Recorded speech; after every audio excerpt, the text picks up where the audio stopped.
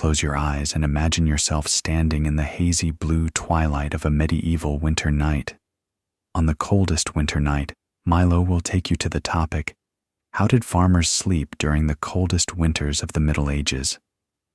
Tonight, you walk slowly into a village that no longer exists, though for many centuries, it was as real as breath in winter air.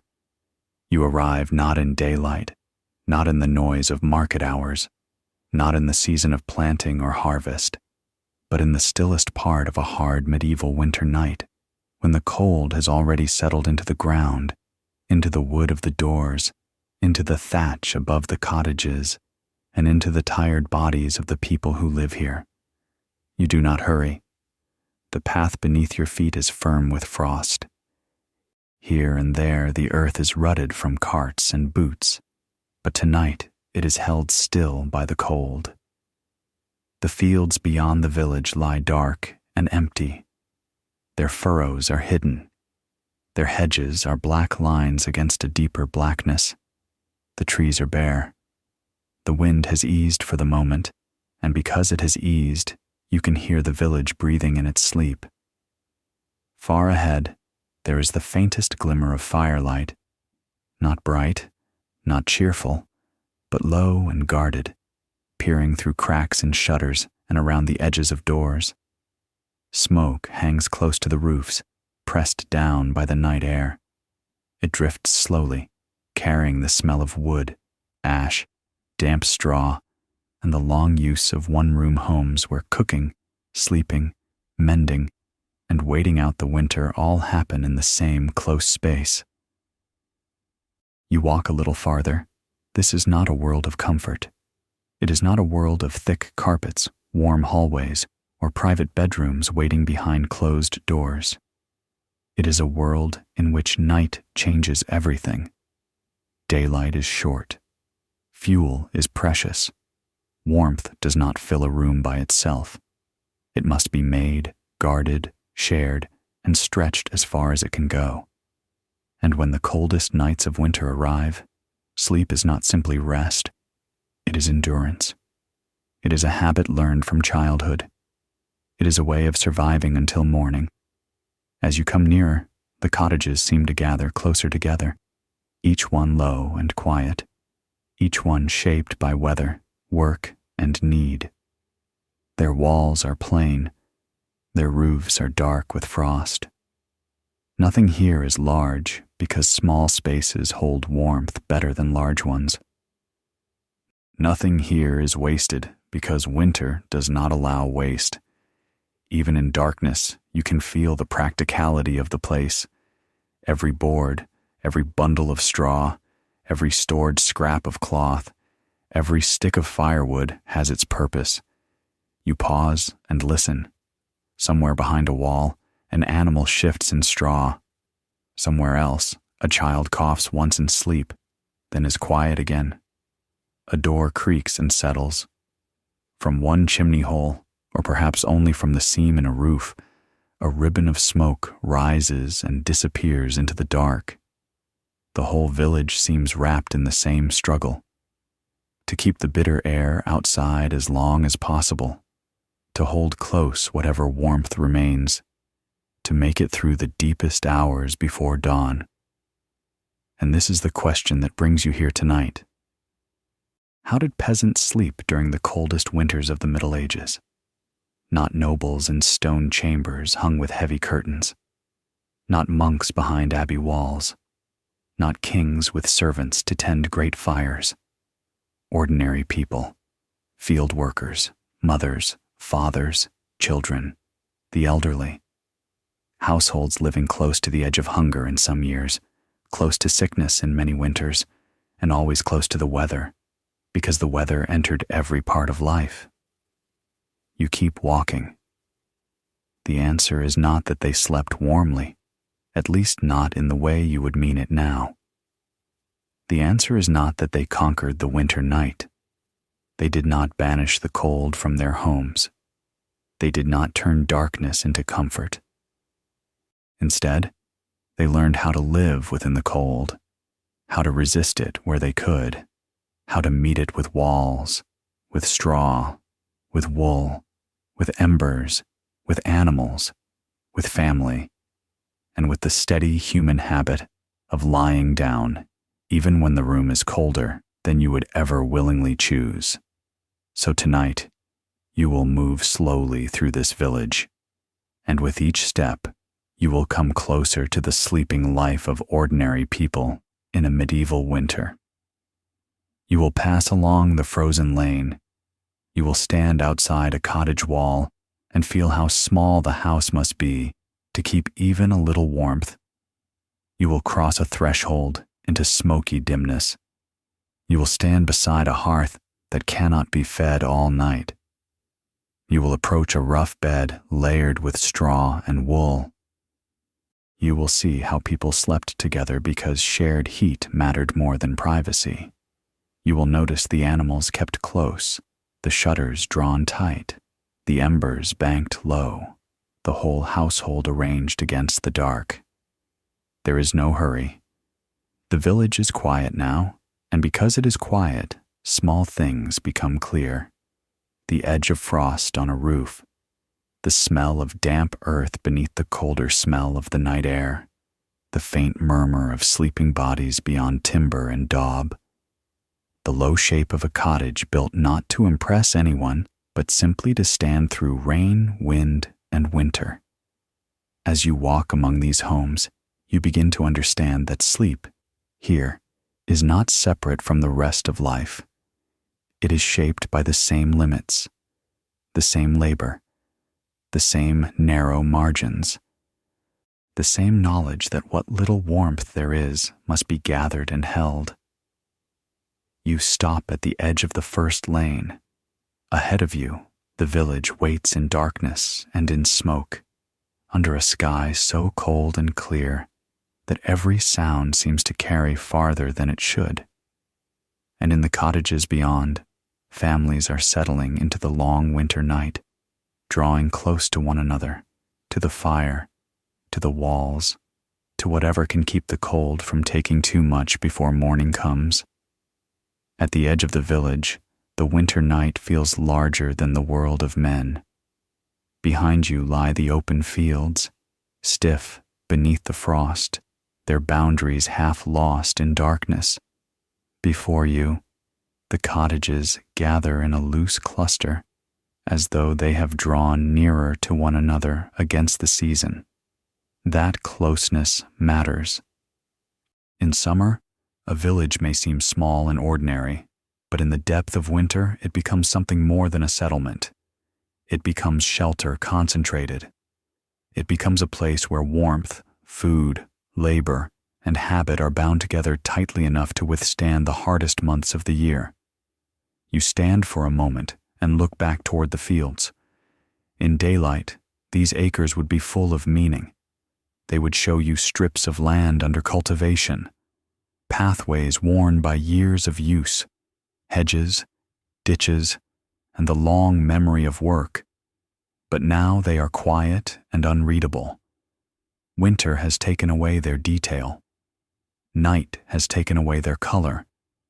The land that feeds the village sleeps under cold air, and the people who depend on it have withdrawn indoors, because after dark in this season, there is little to be gained from movement, and much to be lost from exposure.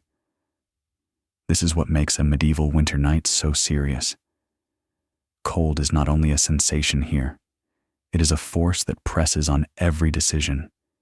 It shortens the useful day. It hardens water in buckets. It makes firewood disappear faster than anyone wishes. It finds the weak points in walls and under doors. It settles in damp cloth, in aching joints, in the chests of the elderly, in the lungs of children. It turns a modest problem into a dangerous one. A poor harvest becomes more threatening in winter. A shortage of fuel becomes more threatening in winter. An illness that might be born in warmer weather becomes heavier, sharper, and harder to escape. And because of that, night is not merely the time when work stops.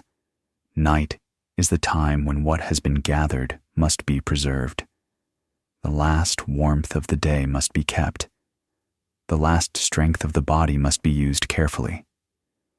What food remains in the house matters. What fuel remains by the hearth matters. The shape and soundness of the cottage matter. The thickness of a blanket matters. The presence of another body beside you in bed matters. All the small practical things of life, easy to overlook in easier times, become large in the cold. You walk a little farther toward the first houses. There is a stillness over the village, but it is not emptiness. It is restraint. It is the quiet of people who know the season well. Doors are shut because heat is costly. Openings are covered because drafts steal too much. Animals are brought close because their survival is tied to the household's own, and because in some homes their warmth is part of the warmth of the building itself. The rhythm of life narrows in winter, drawing inward toward the fire, toward the bench, toward the bed, toward the small circle of dim light around the evening hearth. For peasants, sleep in winter is never entirely separate from the economy of the household.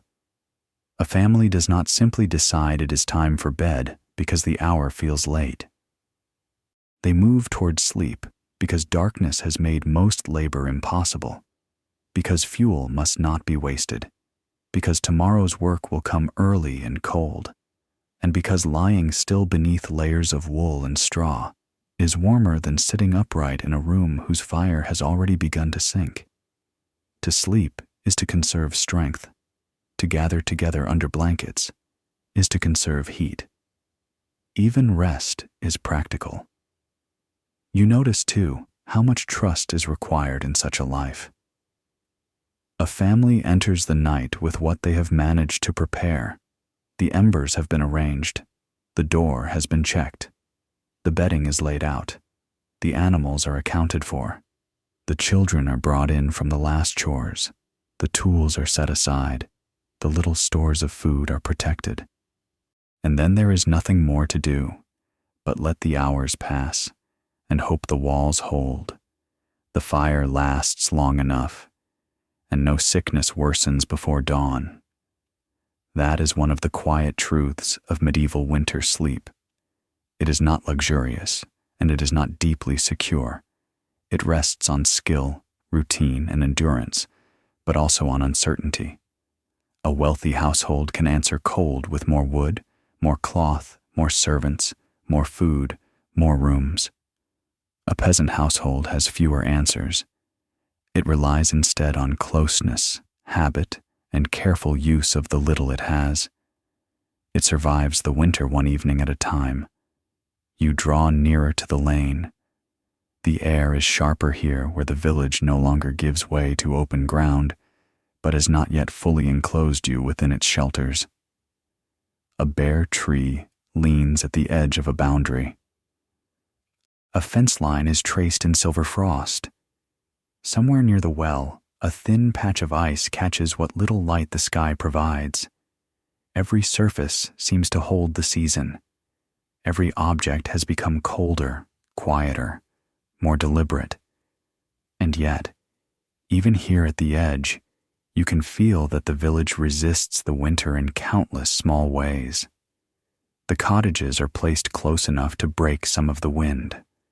Their low roofs keep the interior space modest.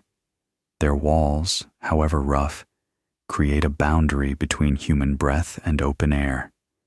Their hearths, however limited, create centers of warmth around which life can continue. Their beds, however coarse, become nests of gathered heat once the family has settled. Nothing in this world defeats winter entirely, but much in this world is designed to endure it. You pause again before entering the lane itself.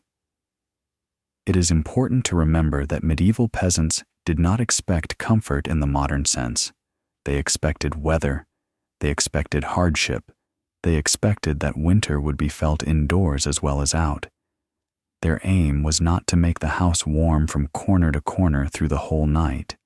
Their aim was more modest and more difficult, to keep enough warmth where it mattered most for long enough among the people who needed it most. That is why the night village matters.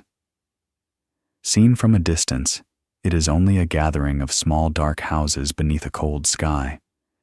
But looked at more closely, it is a machine for survival built from ordinary things. Clay walls, thatch, shutters, stored straw, coarse blankets, human nearness, a careful fire.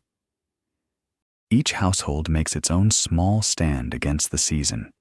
Each one arranges itself inward, toward the center, toward the least exposed places, toward the embers and the bed. Now you turn into the lane. The fields fall away behind you. The cottages close in. The smell of smoke grows stronger. And ahead, somewhere behind shuttered openings and patched doors, the last quiet preparations for sleep are giving way to the long, cold work of night. Now you are in the village lane, where the night feels narrower, closer, and more human. The path beneath your feet is no longer bordered by open field, but by fences, stacked wood, low walls, and the dark sides of cottages built close enough to one another that each seems to borrow a little shelter from its neighbor. The air is thick with the smell of smoke. Not the clean scent of a great bonfire in the open, but the low, persistent smell of household fires that have burned all evening and are now sinking toward embers. It mingles with damp straw, with animals, with earth, with old timber, with wool that has dried and smoked and been worn through many winters. You walk slowly. A village at night is made of small sounds. Somewhere a board settles with a soft knock. Somewhere a tethered animal shifts its weight and rustles the straw beneath it. Somewhere behind a wall a sleeper turns, and the movement travels faintly through wood and daub. The sounds do not disturb the silence. They shape it. They remind you that even in the coldest hours, life here does not vanish. It contracts. It lowers its voice. It gathers behind walls. Ahead, to your left, you see the outline of a well, dark and still, its rim touched with frost. In daytime, it would be a center of movement and speech, a place of drawing water, gossip, waiting labor.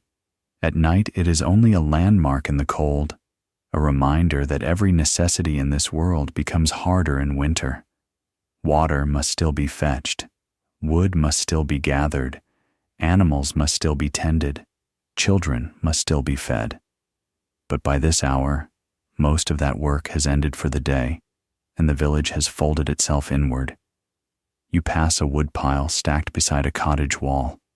Even here, in the dimness, it is easy to understand how valuable it is. Each piece of wood represents labor already spent and warmth not yet used. Firewood is not simply fuel in a medieval winter. It is time, effort, foresight, and protection made solid. A family that burns too much too quickly risks cold before morning. A family that hoards too carefully may sit shivering in the evening while the room fails to warm at all.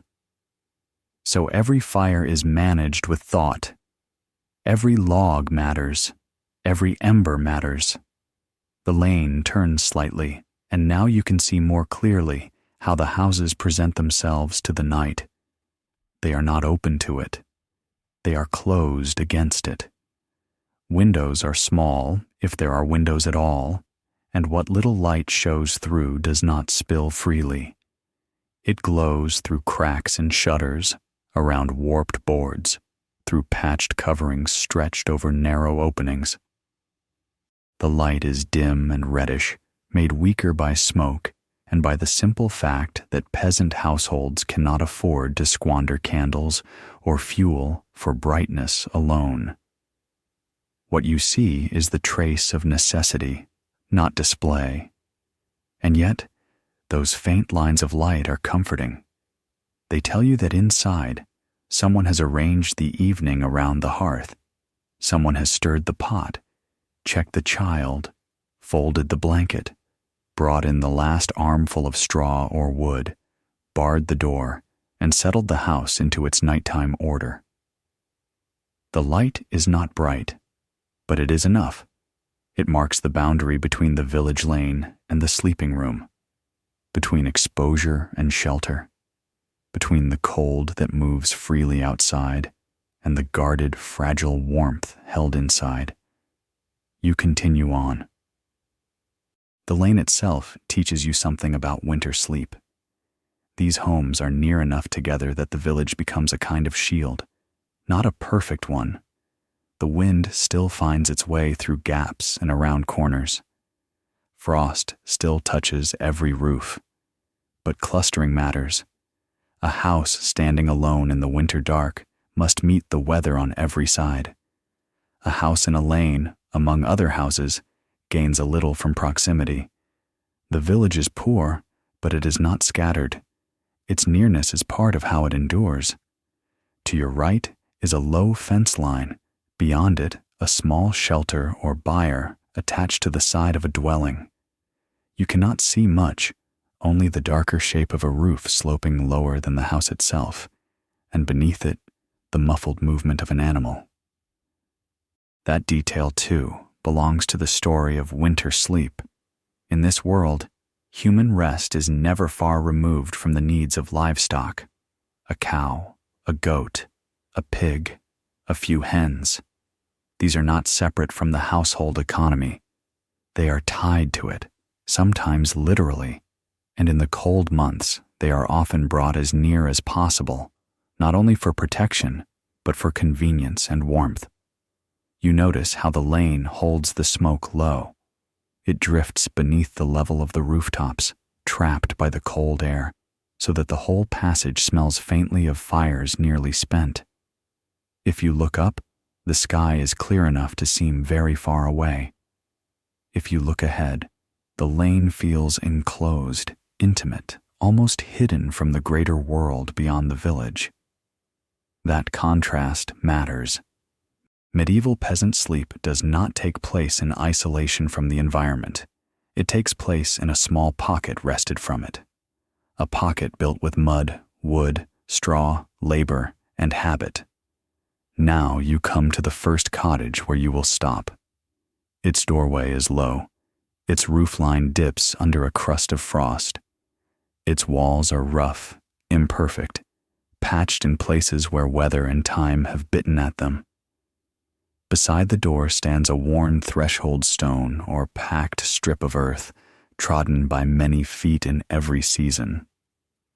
Near the wall is a basket, perhaps left inverted, perhaps placed there so the wind will not carry it. The whole house appears small enough that you can almost imagine cupping it in your hands, and that smallness is no accident.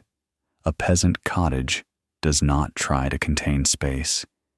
It tries to limit it because space is cold when it cannot be heated. You pause before the shuttered opening.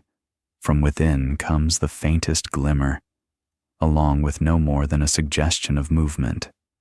Perhaps someone is still awake. Perhaps someone has risen briefly to tend the embers.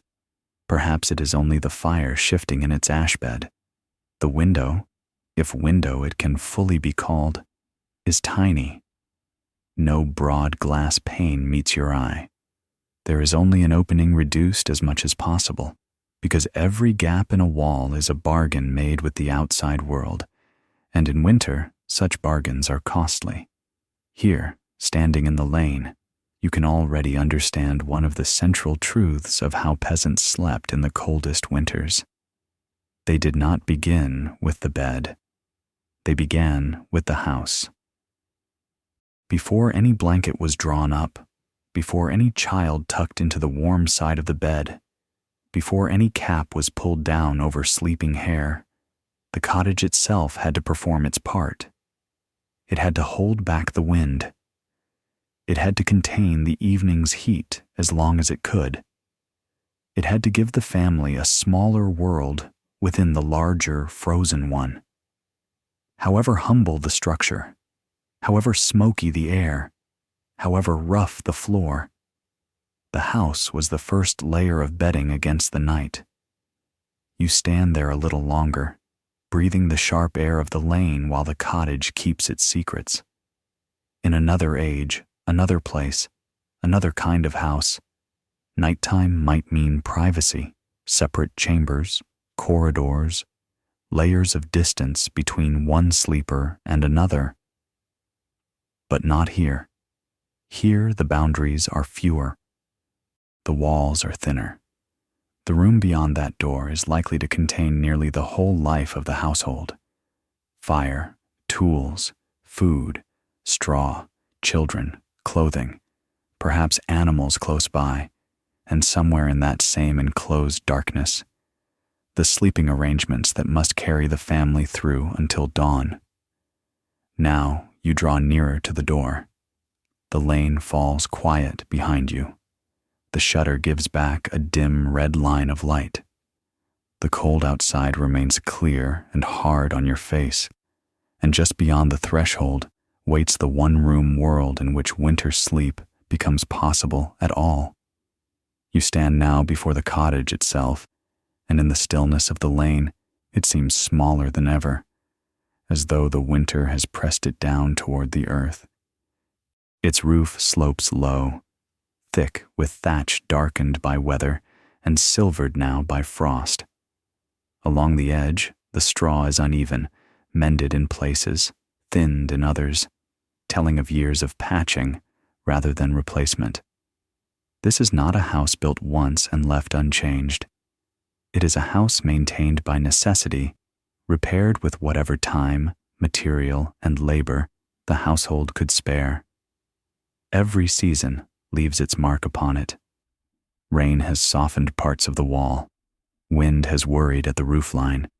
Smoke has stained what little opening there is near the top. And winter, every winter, tests all of it. You look at the walls.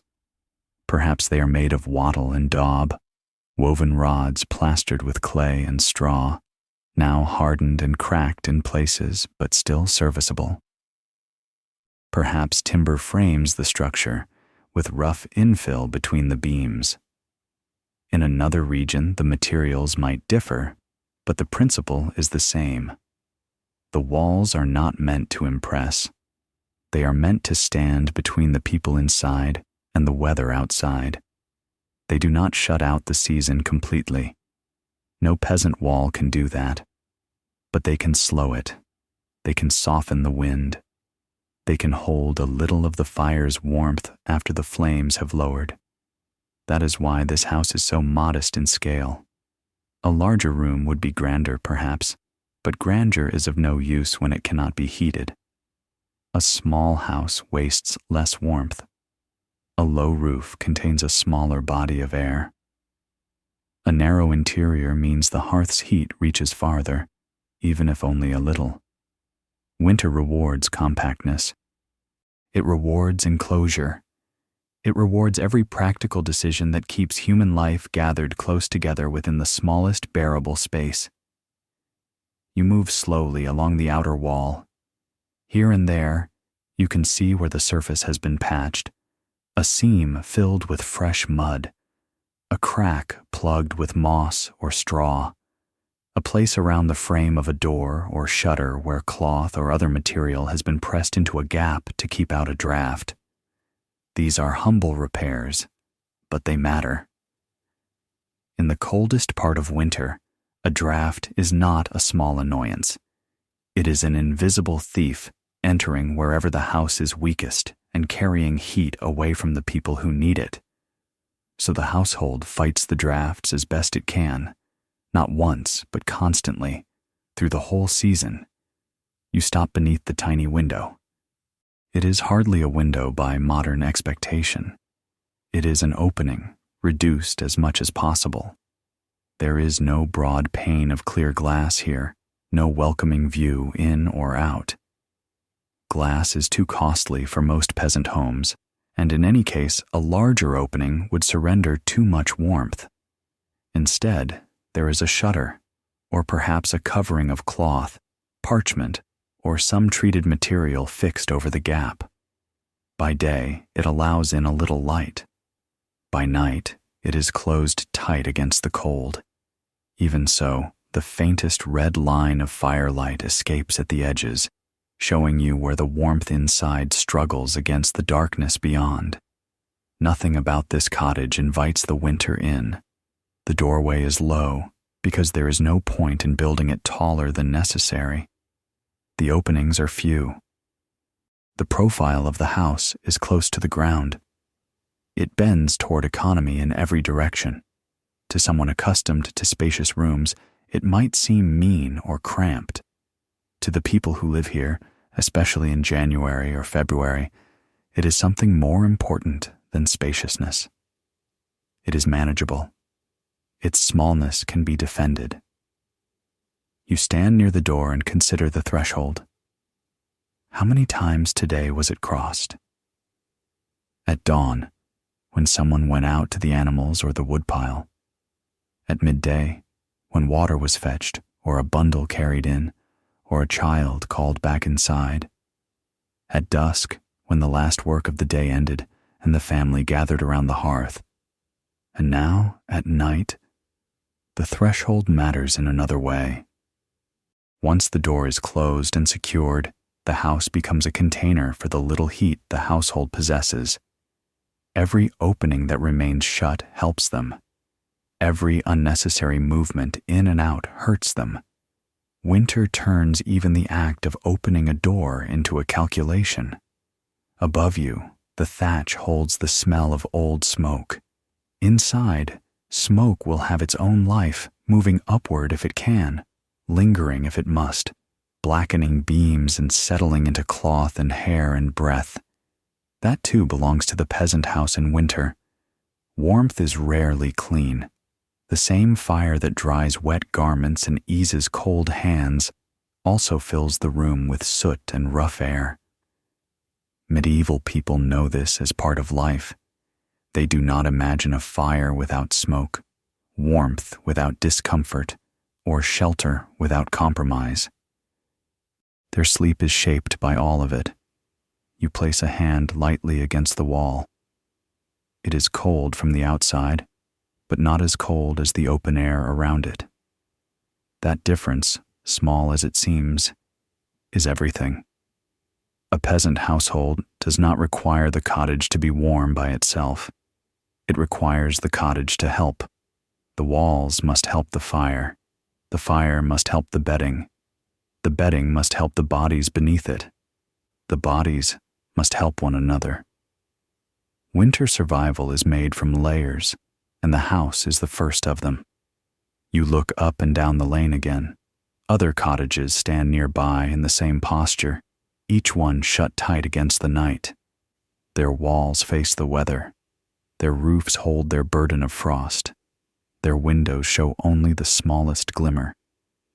Together they form a village, but each house is also its own little fortress of patience, its own vessel of family life, holding what warmth it can in the long hours before dawn. It is easy, standing here, to understand why so many peasant homes combined nearly every activity in one main room. Division wastes warmth. Empty corners grow colder than used ones. Separate chambers require more fuel, more walls, more maintenance, more resources than most households can spare. So the house remains simple, and simplicity becomes a kind of strength. The people who live here work, eat, mend, watch the fire, tend the young, care for the sick, and sleep all within the same enclosed world. Winter does not encourage distance. It narrows life inward. Another faint movement comes from inside. Perhaps the house has not yet fully settled for the night. Perhaps someone is placing one more log near the embers, not on them yet, but close enough to dry. Perhaps a blanket is being shaken out. Perhaps a child is being urged toward bed. These small acts take place only a few feet from where you stand, and still the wall between you keeps them muffled, because the wall is doing what it was made to do, separating the household from the elements, enclosing their labor and their rest within a fragile but necessary boundary. This is the first great answer to the question you brought into the village. How did peasants sleep during the coldest winters of the Middle Ages? They slept inside houses designed, however roughly, to lose heat more slowly than the night outside. They slept in cottages kept small on purpose. They slept behind shuttered openings, under low roofs, within walls that were patched again and again to resist drafts. They relied on construction that was humble, imperfect, and always vulnerable, but still far better than the open field, the road, or the bare sky. It was not enough by itself. The cottage could not make winter disappear. By morning, the room inside would likely be cold again. Frost might still touch the shutter from without. Wind might still make itself known through some seam in the wall. But without this small house, without its narrow interior and guarded openings, the bedding and body heat within would matter far less. The cottage does not solve the problem of winter sleep. It makes the rest of the solution possible. Now you reach for the latch. The wood of the door is rough under your hand. The threshold lies just below, worn by years of use. Behind it waits the close, dim, smoke-scented room where nearly all of peasant life gathers when the season turns hardest. And as you prepare to cross into that darker warmth, you leave behind the exposed cold of the lane and step toward the one-room world that must serve as kitchen, workshop, refuge, and sleeping place until morning. As the door opens, the night does not vanish behind you, but it becomes quieter. Inside the cottage, the air is closer at once, not warm in the full sense of the word, not soft, not easy, but warmer than the lane, and heavy with the gathered life of the household. You step from sharp cold into dim shelter. The light is low, reddish, uncertain, cast by a hearth that has burned for hours and now glows more than it flames. Smoke lingers in the room, caught beneath the rafters and woven into everything. You smell ash, damp earth, old wood, drying cloth, wool, straw, and the faint sour trace of a room much lived in. You pause just within the threshold. The change is immediate enough to feel in your face and hands. Outside, the winter air moved freely, taking heat from skin almost as soon as it found it. Here the air is stiller. The walls hold it. The roof holds it. The room, though humble, has done its work. It has gathered the day's warmth and kept a portion of it close. It is not comfortable by modern measure, but it is habitable in a season that punishes exposure. Your eyes adjust slowly. The whole household fits into this one main space. That is one of the first truths the room tells you. There is no sequence of chambers, no hallway leading to private corners, no clear division between the places of labor and the places of rest. Here everything is arranged within reach of the hearth and within the logic of necessity. A bench stands against one wall. A chest sits low and sturdy, holding clothing, tools, or household stores. Pegs bear cloaks, caps, perhaps a bundle of yarn or a hanging bag. Somewhere a pot has been drawn aside from the strongest heat. Somewhere bowls have been stacked or rinsed as well as the season allows. The room is not cluttered without meaning. Every object has earned its place. Beneath your feet, the floor is hard. In many peasant cottages, it would be packed earth, perhaps covered in places with rushes or straw, perhaps damp in some seasons, perhaps drier now where the hearth's influence reaches. In other homes there may be rough planks, but even then the sense of the floor is never one of comfort. It is a surface to live on, to work on, to cross, and in cold weather, to avoid sleeping directly upon if there is any alternative. The earth beneath the house keeps its chill. One of the reasons beds, pallets, benches, and raised frames matter so much is already clear to you now. The floor gives nothing away except cold. You look upward. The rafters disappear into shadow. Soot darkens them. Smoke has risen and settled here over years, leaving its mark like a second thatch within the first. Perhaps herbs hang drying in some season, perhaps strips of something useful, perhaps only dust and old smoke. In a house like this, the upper air is rarely clean. But that is part of the exchange. The hearth provides heat and a means to cook. The room accepts smoke in return. The family sleeps beneath those beams because there is no other choice, and because even smoky shelter is shelter. Everything in this cottage is drawn inward toward the center. That center is the fire, even now when it burns low. The benches face it. The work of the evening has happened around it.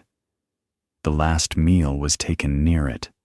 Wet garments would be brought as close to it as prudence allows. Cold hands would have opened toward it. Children would have drifted sleepy beside it.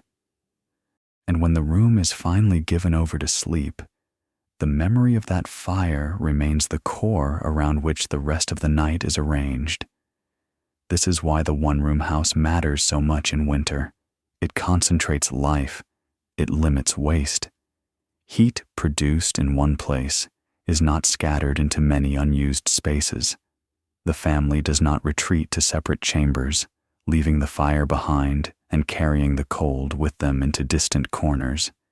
They remain close to the room that can best support them, cooking, mending, speaking softly, watching the embers, preparing bedding, and finally sleeping. All take place under one roof, and often within sight of the same hearth. Winter rewards this closeness, even if comfort and privacy are sacrificed in the process. You move a little farther inside, and the door closes behind you. At once, the room feels more complete, sealed again against the dark. That single motion, the shutting of the door, changes the household's world. Outside lies frost, wind, and open night. Inside lies a tighter circle of time and breath. The room is still touched by the cold, yes. Near the walls it lingers. Near the floor it gathers. At the door and shutter it presses faintly from without. But within the enclosed air of the cottage, human presence has altered the balance. Bodies, fire, and walls together have made a place where sleep can be attempted. There may be others here still awake. A figure near the hearth, no more than a silhouette in the low light, setting something aside. A child already half asleep against folded arms. Someone checking a hanging cloth at a crack in the wall, making sure the draft is held back. Someone drawing a bench a little closer to the warmth before lying down elsewhere. These actions are not grand. They are the evening's quiet housekeeping, repeated through many winters, and all of them serve the same end. Before the family can sleep through the cold, the room itself must be set in order for the night. The space teaches another lesson as well. Peasant sleep is never separate from the daily work that surrounds it. In this room, rest does not occur in a special domain reserved only for beauty or ease. The tools of labor are nearby. The signs of cooking are nearby. The marks of children, age, fatigue, and repeated use are everywhere. A cottage like this makes no sharp distinction between living and sleeping. Both are parts of the same struggle to maintain the household against scarcity, season, and time. When the family lies down, they do so in the midst of their life, not apart from it. You breathe in the room once more. The smoke catches slightly at the throat. The scent of wool is strong. Straw gives off its dry, faintly sweet smell beneath the heavier scents of ash and old timber. Near the hearth there is a pocket of greater warmth, though even that warmth is already lessening as the fire settles lower. In the corners, darkness thickens. The room is both occupied and preparing for stillness. It has the feeling of a place withdrawing into itself. That withdrawal is essential. A medieval peasant cottage in winter does not strive to be bright, airy, or spacious. It strives to become a container strong enough to carry the household through the night. Its one main room gathers the family where heat is most available. It shortens distances. It keeps the vulnerable near the fire. It lets blankets, straw, embers, clothing, and bodies work together instead of apart. The room is small because the winter asks it to be small. It is shared because the winter asks it to be shared.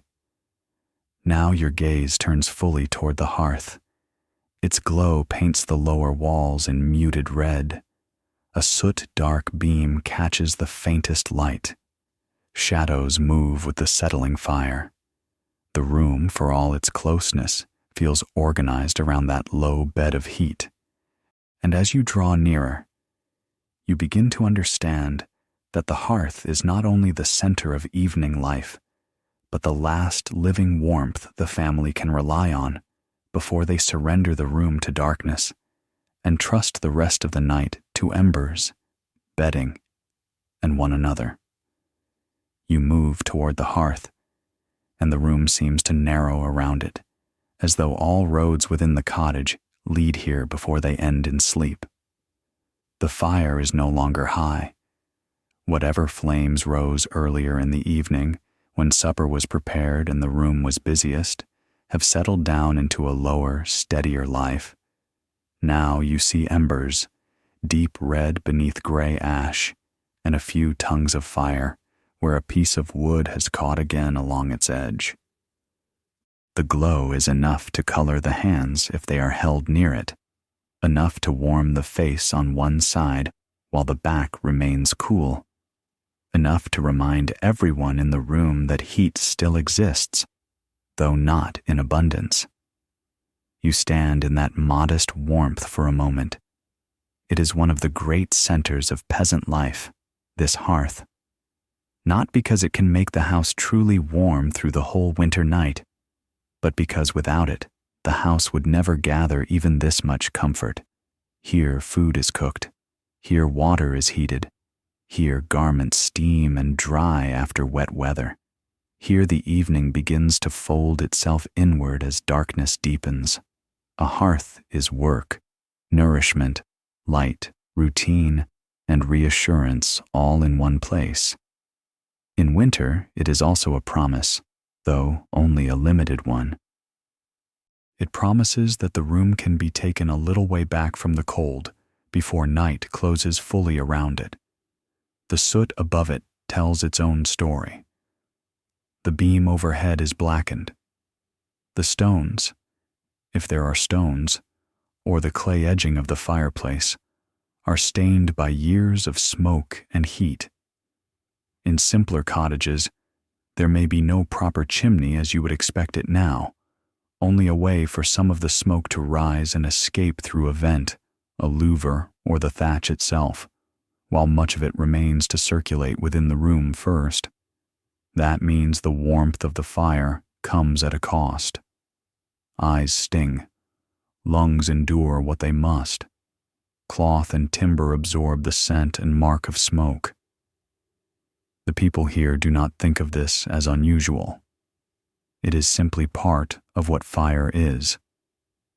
You notice how the heat behaves. It does not fill the room evenly. Close to the hearth, the warmth is real.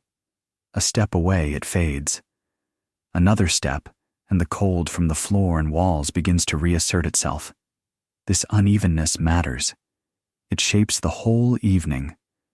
People sit or stand where the warmth reaches best. Tasks are brought near the fire when they can be. Children drift toward it, The old are kept nearer to it if possible, and when the family begins to prepare for sleep, they do so knowing that the hearth has warmed what it can, but cannot guard them completely until dawn. That is the limitation at the center of winter sleep. Fuel is precious. Wood does not appear by magic in a peasant house.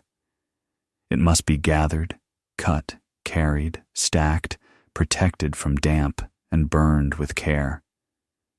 In some regions, peat, brush, or other materials may supplement it, but whatever the fuel, it represents labor and scarcity. A household cannot always afford the luxury of a roaring fire through the whole night, not when so many nights must still be faced before winter ends. So the fire that now glows before you is managed, not indulged.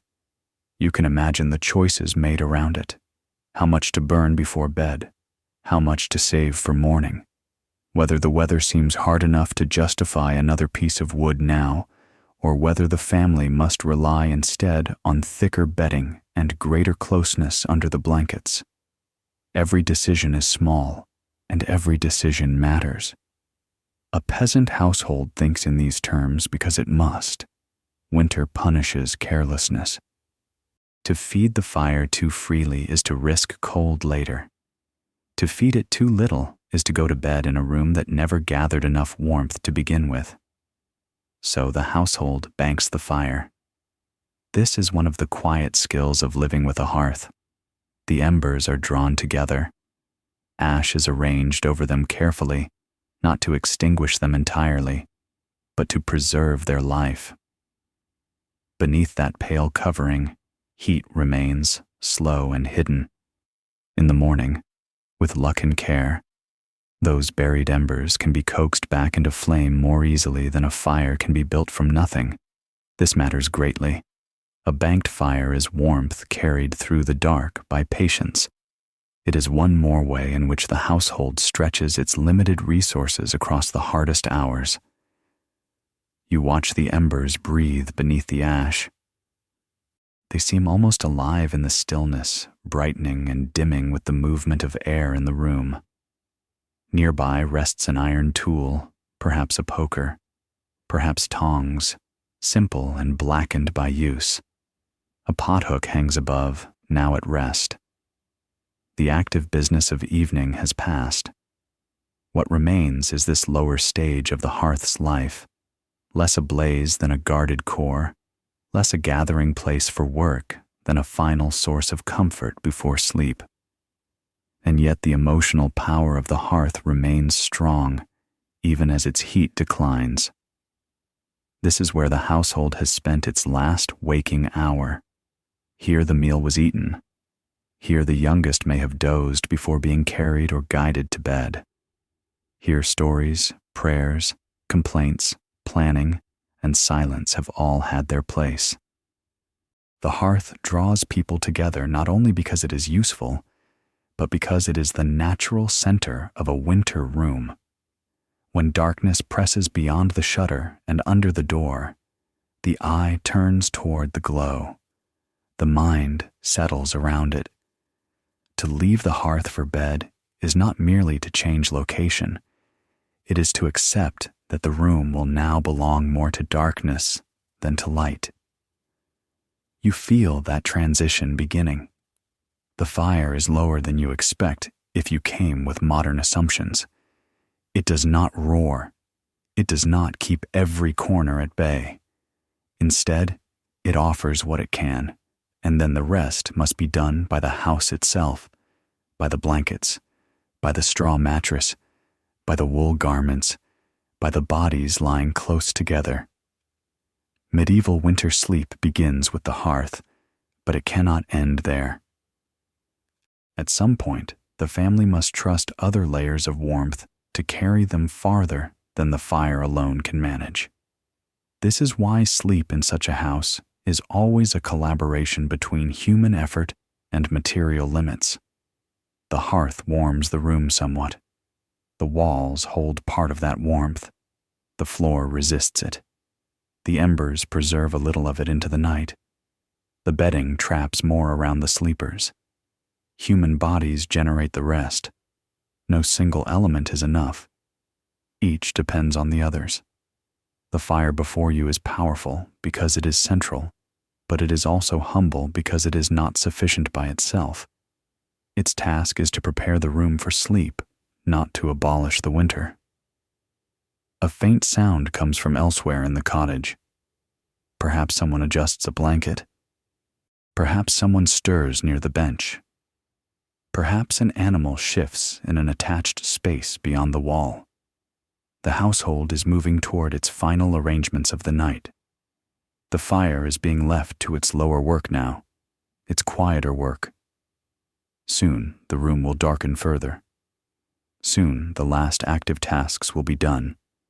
Soon the people here will gather themselves under coverings and settle into the long stillness that cold requires. You remain by the hearth a moment longer. Its warmth reaches your hands, though only lightly now. Its glow pulses against the soot-blackened surfaces around it. The ash holds hidden heat. The wood settles with the smallest whisper. There is something deeply practical and deeply human in this modest bed of embers. It is not abundance. It is enoughness carefully managed. It is labor transformed into warmth and then rationed against the dark. And in that, the hearth reveals the shape of the whole winter night. Nothing will be wasted. Nothing will be left to chance if it can be helped.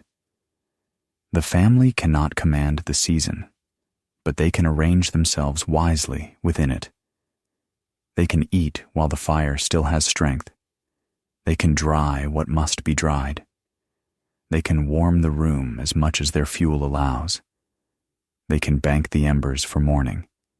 And then, when the glow can do no more, they can turn from the hearth toward the bedding, carrying into sleep the last benefits of its fading heat.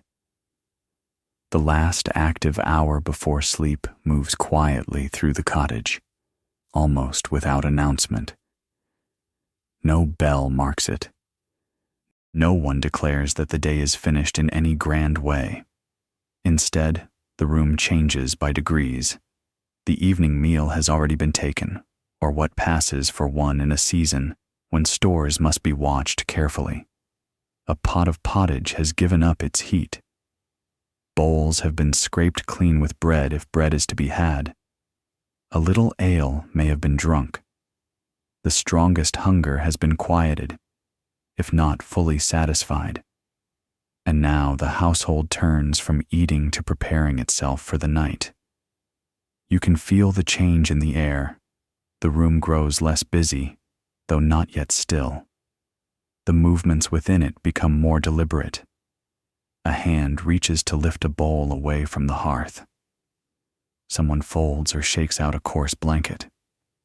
Someone checks the door bar once more. Someone stoops to move a bundle of straw or a stool so that the sleeping places can be made ready. A child leans heavily with sleep. An older voice lowers almost to a murmur. The cottage is settling into its nighttime order. This hour matters more than it might seem. In a modern home, going to bed can be private, casual, almost automatic. Here it is a practical household procedure. The room must be arranged. The warmth still lingering from the fire must be used well. The best sleeping places must be decided. The youngest and the weakest must be put where they will be safest from the cold. Nothing about the process is luxurious, but much about it is thoughtful. Winter teaches families to prepare for sleep as carefully as they prepare for any other daily necessity. You notice the modest remains of supper. Perhaps there is only the scent of oats, cabbage, beans, onions, or broth left in the air now. Perhaps a crust has been saved. Perhaps not. Food and sleep are not separate concerns in this season. A body that goes to bed poorly fed feels the cold more keenly. A household with little in store must endure not only winter weather, but winter hunger, and the two together make the long nights heavier. Even when tonight's meal has been enough to quiet the stomach, the knowledge of stores running low may linger in the minds of the adults as they settle their children under the blankets. Near the fire, the last small chores continue. A damp garment is turned so it may dry a little more before morning. A wooden spoon is set aside. A pot is moved farther from the heat. A basket is nudged into place. A cloak that served as outerwear by day may soon serve as extra bedding by night. In this room, objects do not belong to only one part of life. A bench may seat the family at supper and support bedding later. A cloak may shield against wind outdoors and then be spread over sleeping bodies indoors. Everything bends toward use. You listen. The household sounds different now from what it did an hour earlier. There is less clatter, more softness. The voices, if there are voices, are lower and fewer. Children may already have that drifting, uncertain way of moving that belongs to the edge of sleep, stumbling slightly, leaning into an adult hand, resisting bed for a moment, only to sink into it at once when they arrive. Adults, too, are tired. Their labor began before daylight and will begin again after it. Sleep is not indulgence. It is necessary recovery for bodies that cannot rest long and must work again in the cold. One by one, the room prepares itself for stillness. The shutter is checked. The covering at a crack in the wall is pressed more firmly into place. The dog, if there is one, circles down into its spot. The child's cap is found. The old woman's shawl is drawn nearer. The place closest to the hearth, if there is such a place to spare, is considered carefully. The youngest may go between parents or beside the warmest sleeper. The eldest may take the wall side, accustomed to more discomfort. These arrangements do not need to be spoken aloud each night. Habit has taught them. You begin to understand that bedtime in a peasant cottage is a kind of domestic strategy. Who sleeps where is not random. Which blanket is used first, and which laid above it, is not random. Whether a cloak is added over the feet, whether an extra handful of straw is shaken into a ticking, whether the embers are stirred once more before they are banked, none of this is random. Such choices are made within narrow limits, but within those limits they matter deeply. A winter household does not have many luxuries. It has decisions, habits, and shared endurance. The firelight has lowered further now. It no longer fills the room as much as marks it. The shadows are broader. The corners have thickened into darkness. Faces are seen in profile and then lost again. This dimness is not merely the absence of light. It is a signal that the day is surrendering. Candlelight, if present at all, is likely too precious to waste for long. The family will not keep brightness for its own sake. Once the necessary tasks are complete, darkness is accepted. It costs less. It asks less fuel. It invites stillness.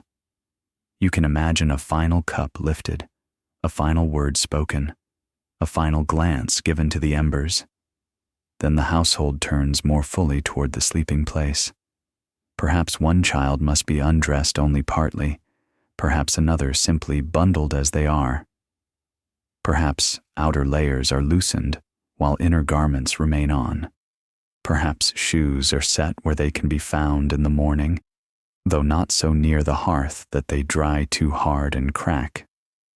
A mother smooths rough bedding with one pass of her hand. A father stoops with the heaviness of accumulated labor. Someone suppresses a cough. Someone yawns without ceremony.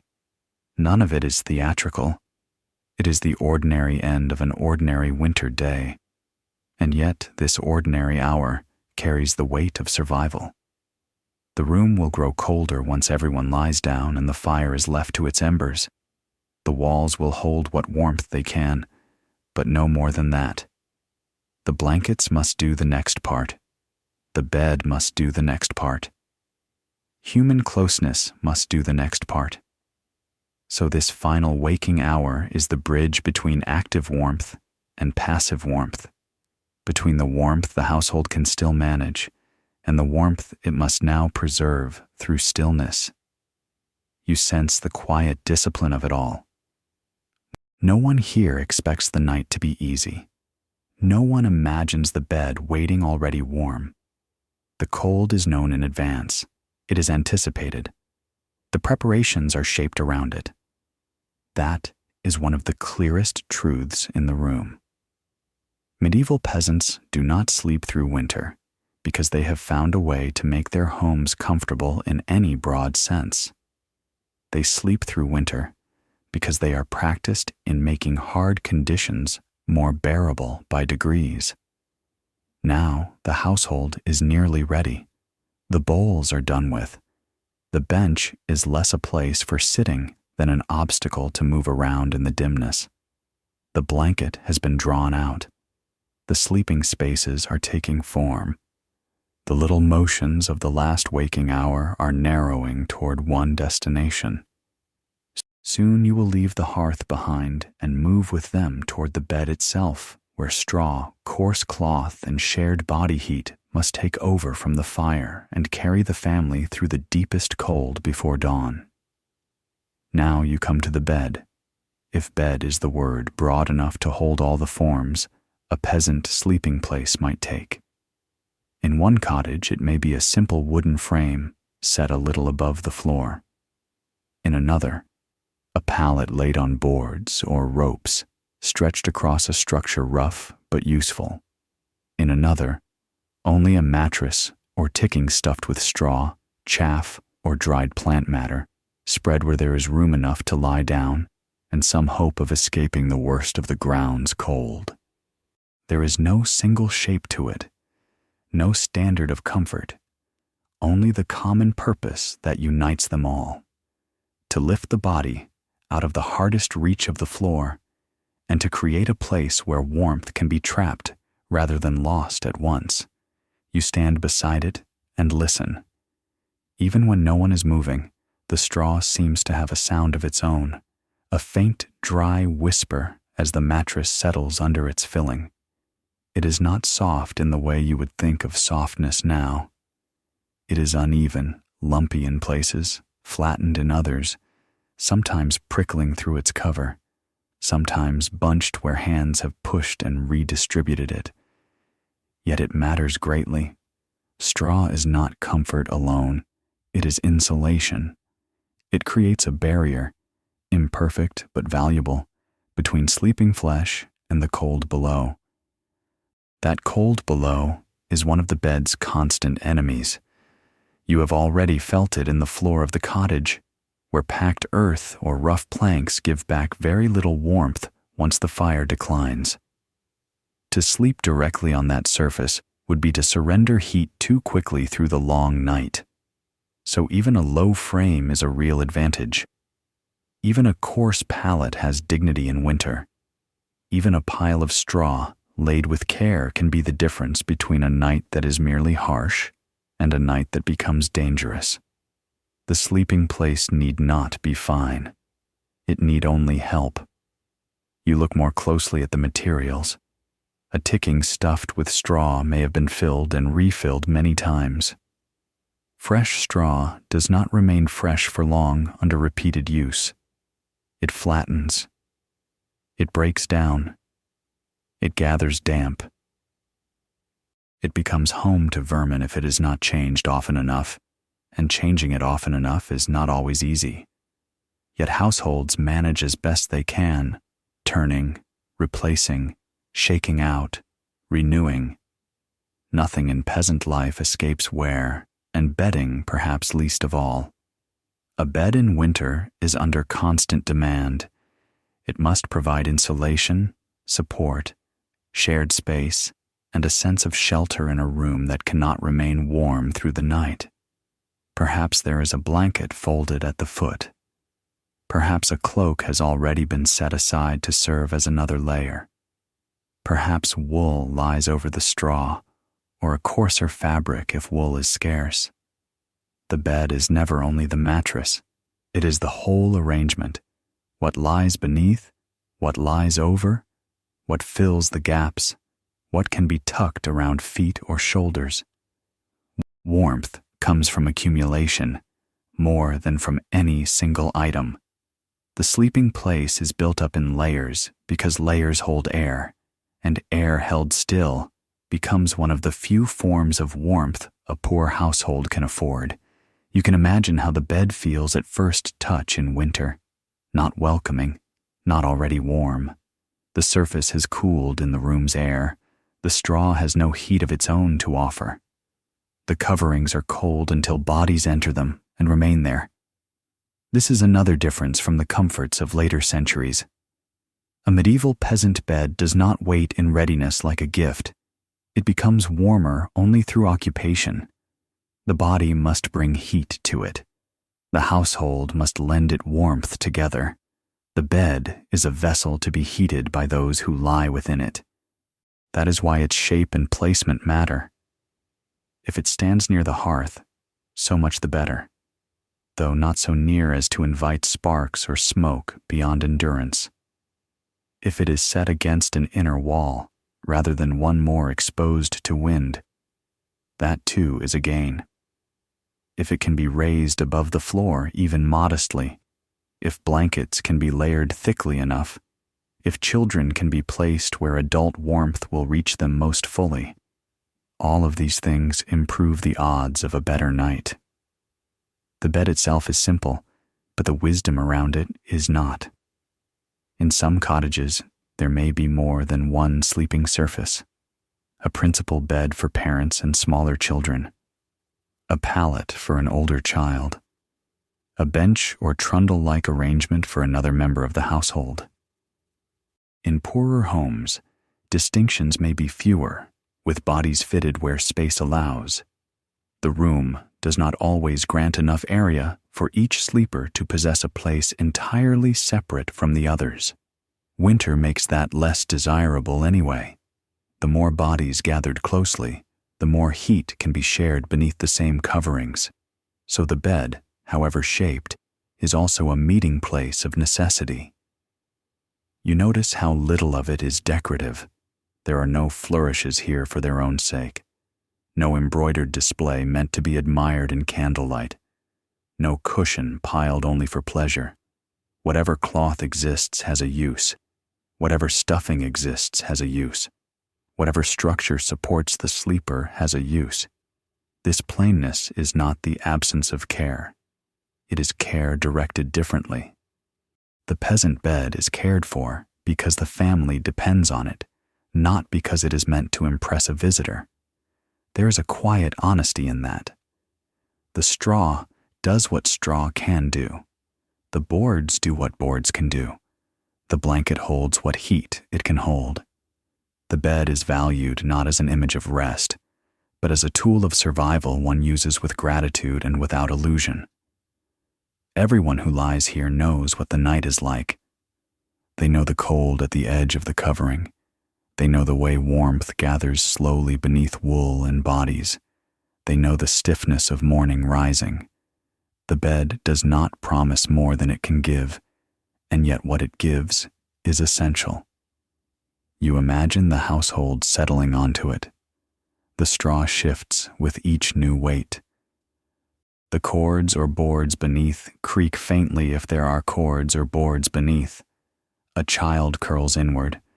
An adult stretches weary legs with care not to displace another too much. The blanket is drawn up, then adjusted again. Feet search for the warmest hollow, though at first there may be none. Slowly, with stillness, the sleeping place begins to transform. The cold fabric warms. The trapped air warms. The straw beneath reflects back a little of what it receives. The bed becomes less hostile, then tolerable, then perhaps almost comforting in its center. This is the humble miracle of medieval winter bedding. It cannot abolish discomfort, but it can gather enough warmth around the body that sleep becomes possible. It can make the difference between shivering wakefulness and exhausted rest. It can protect against the floor, cushion against hard boards, hold a family together under one set of coverings, and preserve the small climate created by their own bodies. For peasants in the coldest winters, that is not a small achievement. It is one of the foundations of survival. And yet the bed alone is not enough either. A solitary body beneath rough blankets in a freezing room has less power than several sleeping close. The next truth waits just beyond this one. The straw mattress and coarse coverings prepare the ground for winter sleep, but the greatest warmth in the bed does not come from straw or wool alone. It comes from the people who must share it. Now the family gathers into the bed, and with that simple act, the sleeping place begins to do what it was meant to do. One body alone gives off warmth, but several bodies beneath the same coverings create something far more valuable in a winter cottage. Heat accumulates. The air trapped under the blanket warms more quickly. The center of the bed becomes a small climate of its own, sheltered not only by wool and straw, but by nearness. This is one of the plainest and most important truths of peasant sleep in the coldest months. People slept together because shared body heat mattered. You watch as each place is taken. No one arranges this as though privacy were the highest good.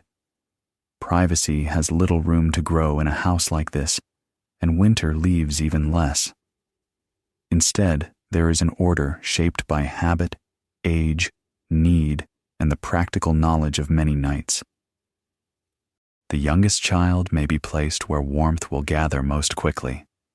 An infant, if there is one, is kept close to the mother. A smaller child may be tucked between adults or beside the warmest body in the bed. Someone older and more accustomed to discomfort may lie nearer the outside edge or nearer the wall, where the cold can be felt more sharply through the long hours. Nothing about this is sentimental, though it may be tender. Families in such houses are accustomed to nearness. They live much of life within one room. They hear one another breathe, cough, speak, and sleep. In winter, that closeness becomes still more necessary. Bodies are not only bodies here, they are sources of heat. The warmth of one person belongs partly to the next. A child who might wake cold when lying alone sleeps more deeply when tucked into the heat held between others. Adults exhausted by labor give and receive warmth in equal measure. The bed becomes not a set of separate resting places, but a shared defense against the season. You can imagine the first moments after everyone lies down. At first, the blankets are still cool. The linen nearest the skin is not warm yet. The straw beneath has no stored heat to offer, but then stillness begins its work. Breathing warms the enclosed air. A shoulder presses against a shoulder. Knees draw up. Feet find a place in the warm hollow forming beneath the covers. A child who was restless quiets. An older sleeper exhales deeply and sinks into the mattress. The warmth does not arrive all at once. It gathers slowly, body by body, layer by layer, until the center of the bed becomes noticeably different from the room outside it. This is why shared sleeping persisted so widely. It was custom, yes, but not custom alone. It was economy, practicality, and protection.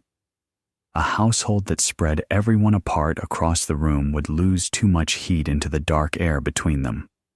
A household that gathered itself tightly could preserve more. Under one blanket, or beneath several laid close together, the family created the best source of overnight warmth available to them after the fire had sunk. In many peasant homes, this was not merely familiar. It was necessary. The nearness had its discomforts. There is less room to stretch. Movements disturb others. A cough is shared by everyone awake enough to hear it. The smells of wool, skin, straw, smoke, and the day's labor remain close. The blankets may pull unevenly. The edge sleeper may feel the cold more sharply whenever the cover shifts. A child may press too heavily into a parent's side. An older man may mutter in sleep. But these discomforts are accepted because the alternative is worse. Cold punishes separation more than crowding. You notice how the household's arrangements reflect more than simple habit. Who is placed in the middle and who at the edge says something about age, strength, and need. The very young and the frail are often protected by position as much as by blankets. Even where no one would explain it in these terms, the wisdom is there. Warmth is distributed as carefully as food or fuel. A stronger sleeper can bear the colder side better. A child cannot. An elder with aching joints may need the more sheltered place. The bed becomes a map of the household's quiet priorities. And this closeness changes the feeling of the room itself. A moment ago, the cottage seemed a place arranged around the hearth. Now, as the sleepers settle together, the true center has shifted. The fire still glows, but lower than before. The active warmth of evening is giving way to the gathered warmth of sleep. The room is darker, stiller, more inward. Beneath the blankets, the family has become the warmest thing in it. Their breathing, their enclosed heat, their simple nearness now sustain what the embers can no longer fully provide. There are households where more than kin may share the room. A servant, a laborer, an aged relative, perhaps another dependent of the household, all arranged as space allows. The exact pattern varies by region, wealth, season, and circumstance, but the principle remains. In a peasant house, winter leaves little room for unnecessary separation. To sleep within the same room is ordinary. To sleep close is prudent. Even where individual places exist, they are often near enough that the whole room shares in the same economy of body heat, breath, and shelter. You feel the difference between this and later ideas of bedtime. Here, going to sleep is not a retreat into solitude. It is an act of joining. The household closes ranks against the night.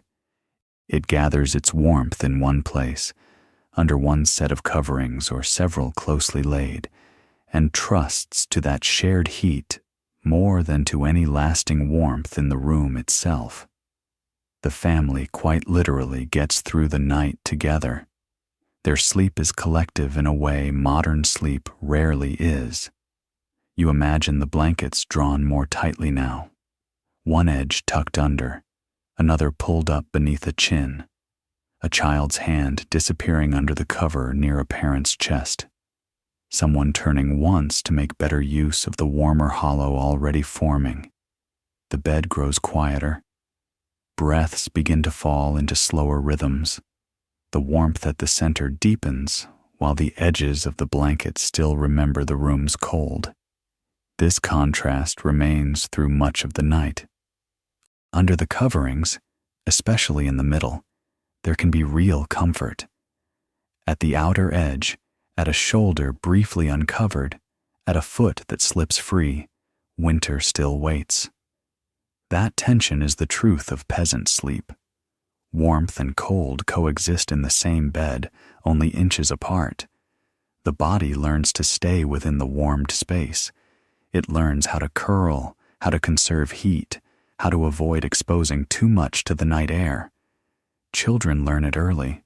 Adults know it without thinking. The bed teaches its own discipline. Shared sleeping strengthens that discipline by making the warmed space larger and more stable than any one sleeper could create alone. This is not the warmth of luxury. It is not the softness of feather mattresses or the deep hush of separate chambers. It is more immediate, more animal, more practical. The warmth of people keeping one another alive through another winter night. It is humble and imperfect, but powerful. And once you see the family lying together under the coarse blankets, the whole logic of the cottage becomes clearer. The low roof, the shuttered window, the banked embers, the straw mattress, the wool, the close room, the blocked drafts. All of it leads here, to this shared pocket of human heat in the darkness. The sleepers are nearly still now. Only the occasional shift disturbs the bedding.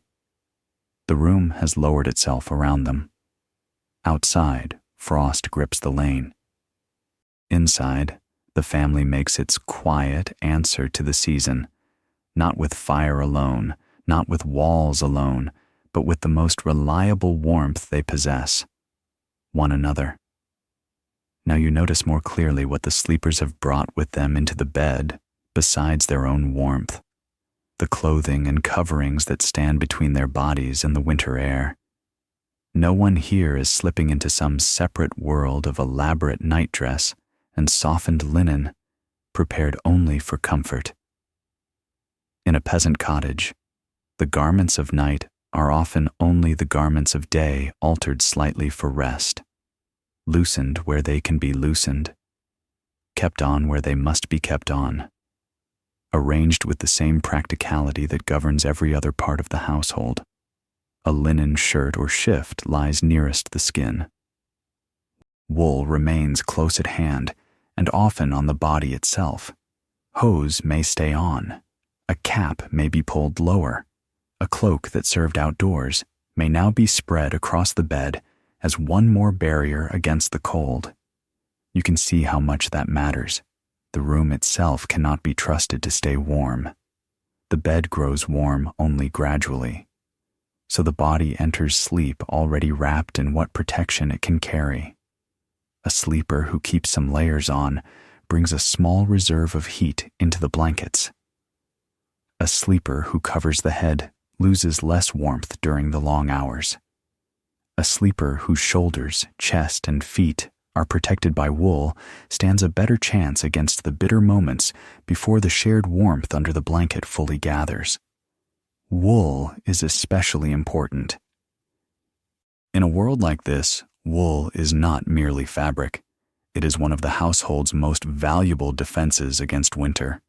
It holds warmth well. It remains useful even in damp conditions where other cloth would give less comfort. It can be woven into blankets, worn as outer layers, draped as shawls, folded at the foot of the bed, or used to wrap the vulnerable parts of the body that feel the cold most sharply. If linen is what lies against the skin for comfort or habit, wool is what answers the season with real seriousness. You think of the day just ended. The same cloak that shielded against wind outside may now lie across sleeping legs. The same woolen garment that held off the afternoon chill may remain partly on through the night, because there is no reason to part with its warmth. In a poorer household, clothing cannot be divided neatly into many categories of use. The wardrobe is too limited for that. Each item works through many parts of life. Garments are worn, dried, mended, reused, and repurposed constantly. At bedtime, the body keeps what it can profitably keep. This is especially true of the head and neck. A cap may seem a small thing, but in the cold it becomes precious. A bare head in a frigid room gives away warmth too quickly. A simple cap, tied or pulled down, helps preserve heat where it would otherwise escape. The same is true of wrapping at the neck, or of drawing a covering higher once settled.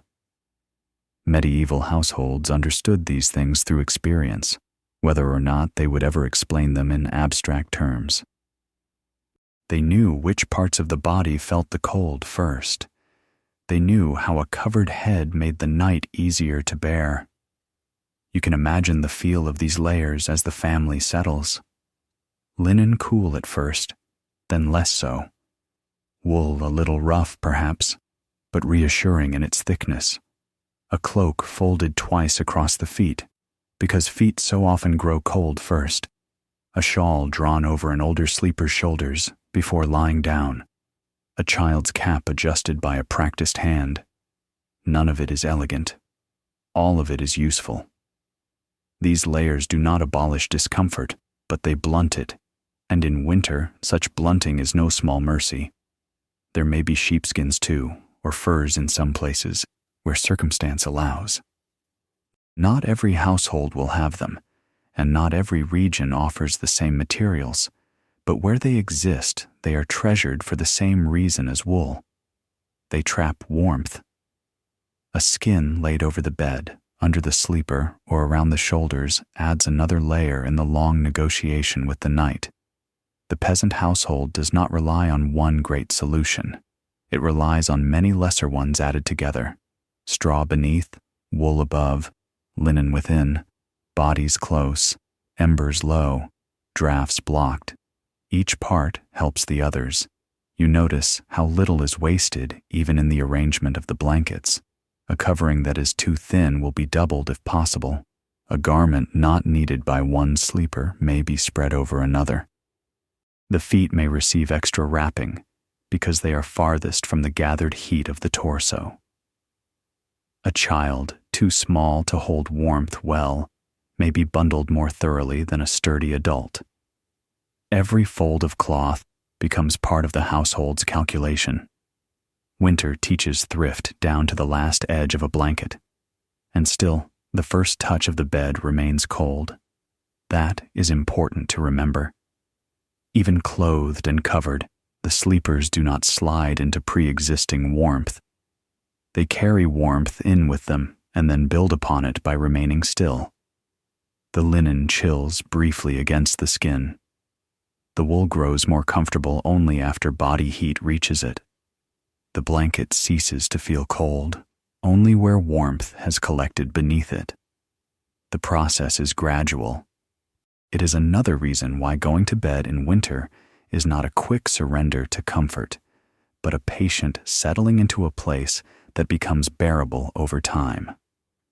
The old, the sick, and the very young depend on these textiles even more. A cap on the head, a better place under the blanket, a second layer over the chest, an extra fold across the feet. Such small adjustments can matter greatly.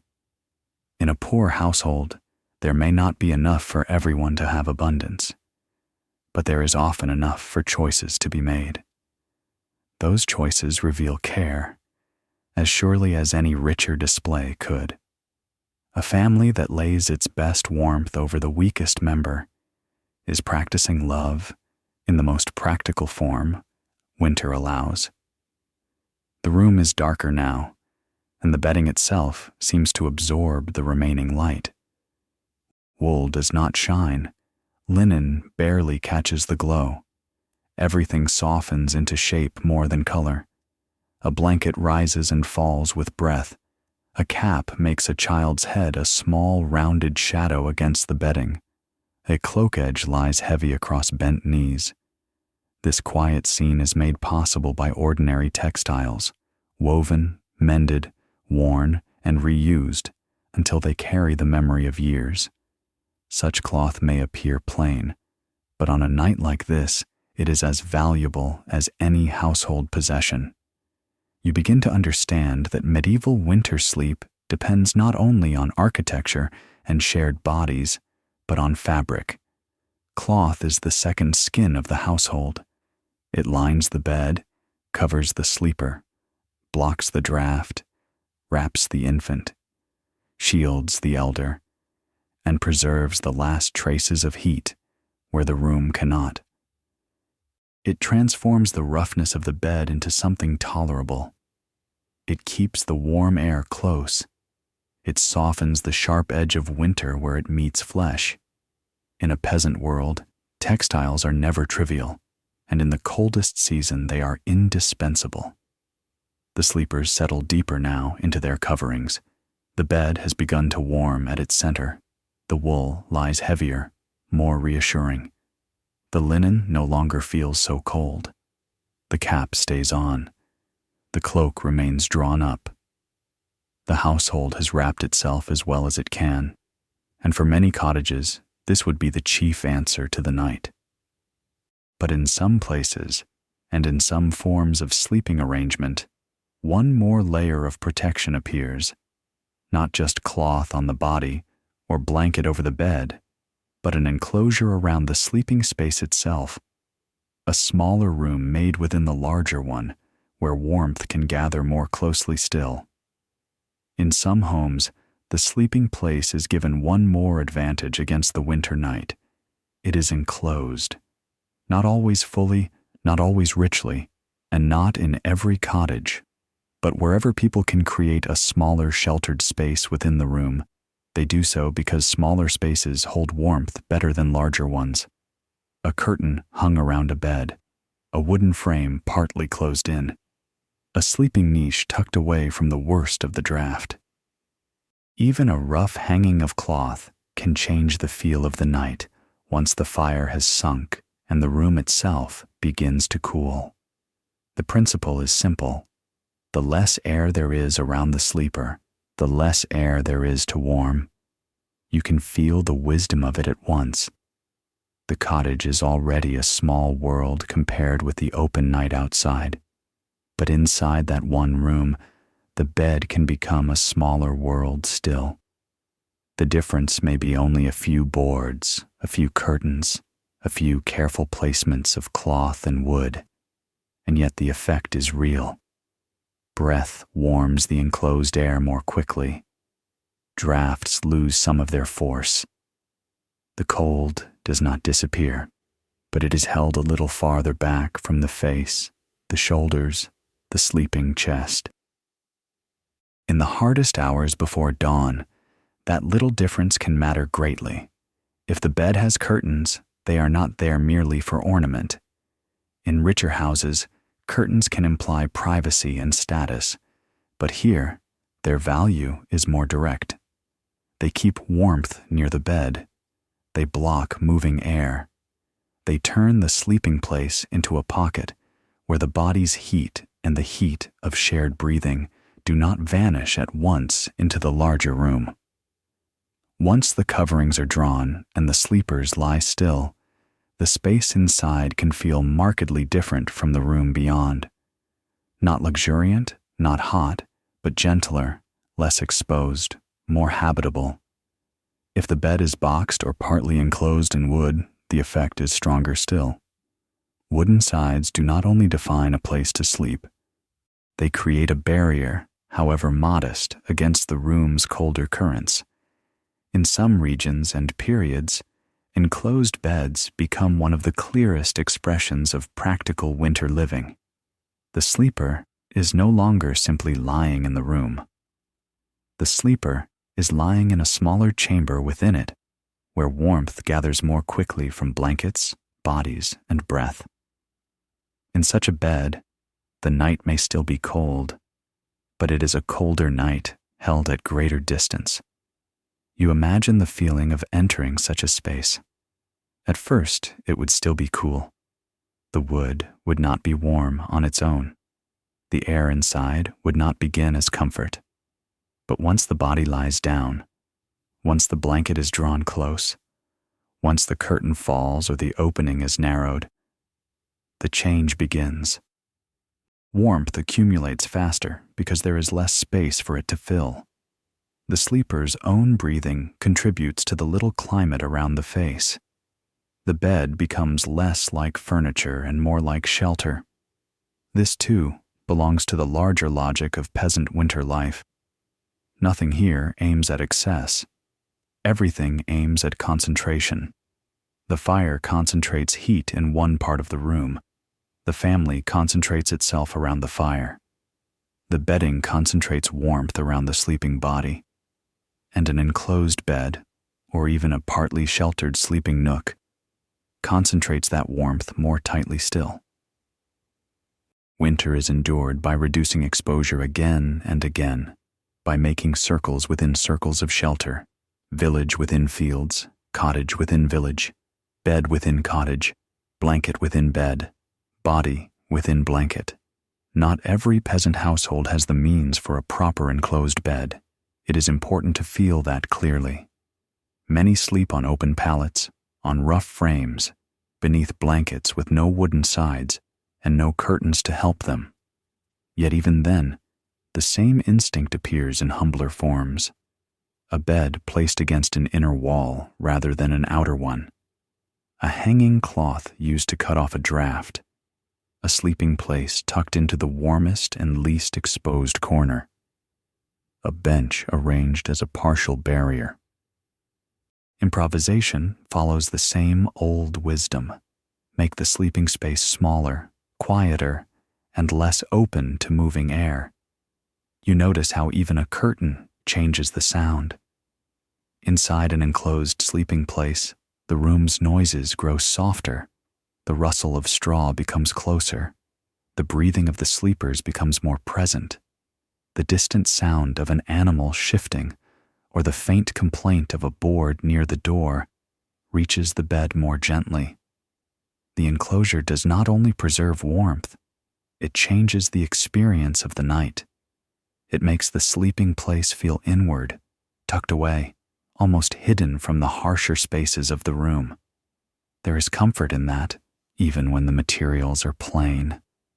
A coarse curtain is still a curtain. A wooden side roughly made is still a wall of sorts.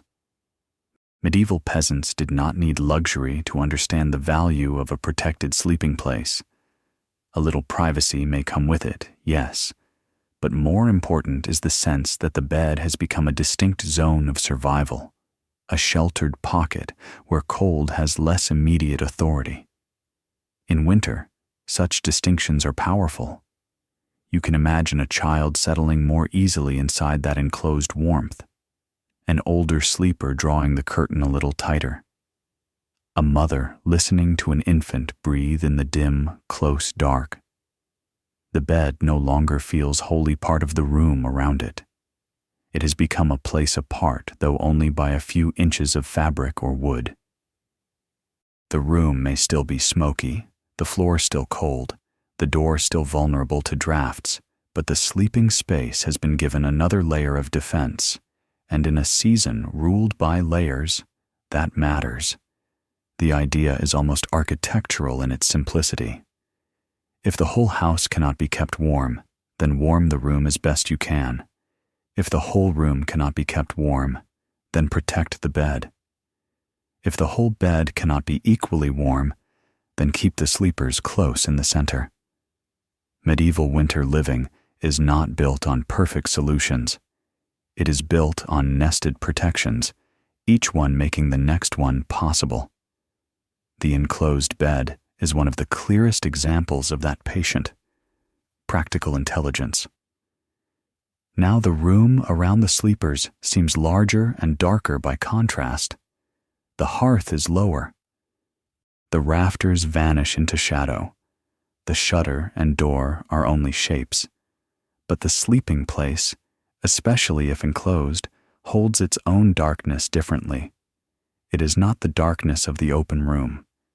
It is a gentler darkness, made smaller by proximity, softened by breath and fabric and the nearness of other bodies.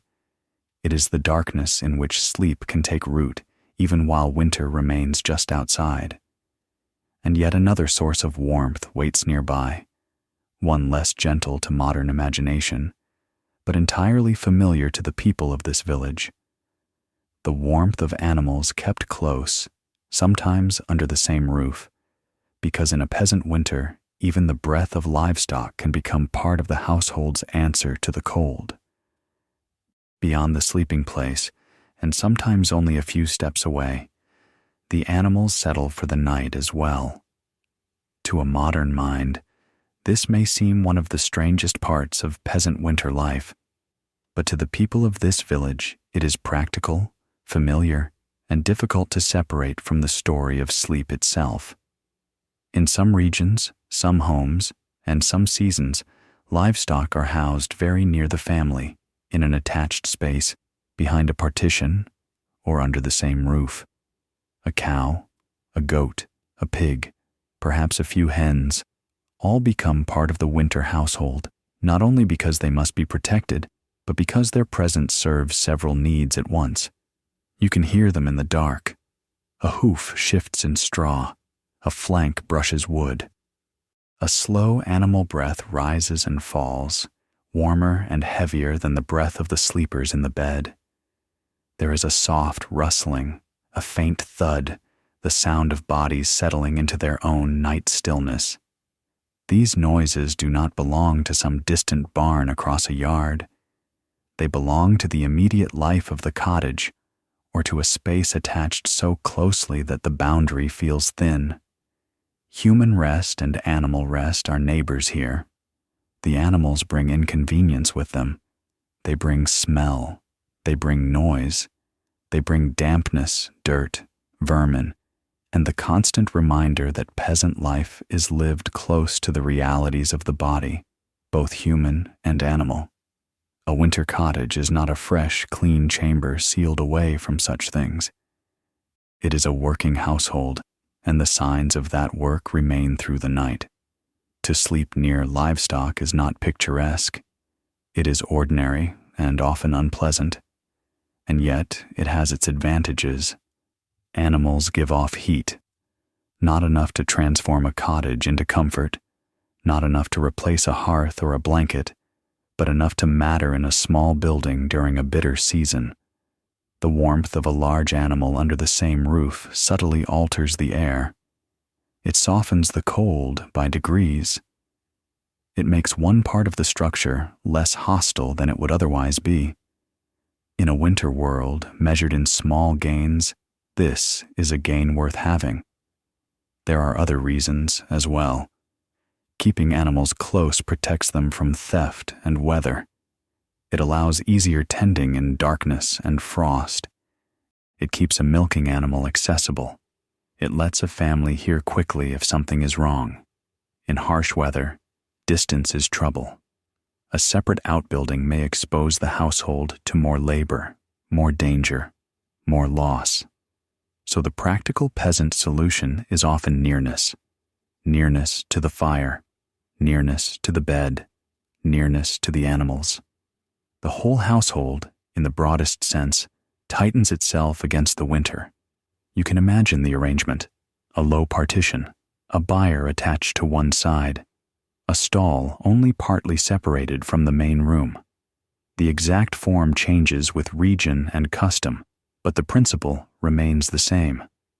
Human beings and livestock occupy adjacent worlds, joined by necessity. The boundary is present, but not absolute. The warmth passes more easily than the smell. The sounds pass too. Through the night, the cottage breathes with more than one kind of life. This changes the listener's sense of medieval sleep. The peasant family is not resting in an isolated domestic sphere set apart from labor and subsistence. They are sleeping in the midst of the entire household economy.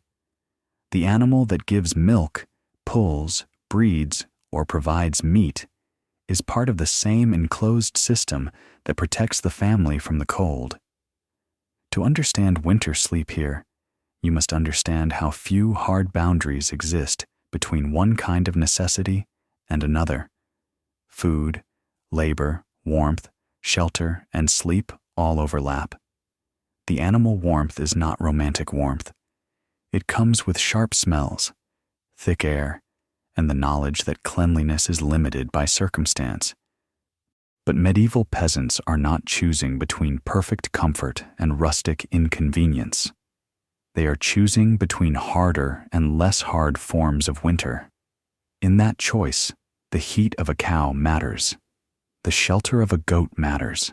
The survival of hens matters. What seems uncomfortable from a distance may feel entirely sensible when the wind rises and fuel runs low. You listen again.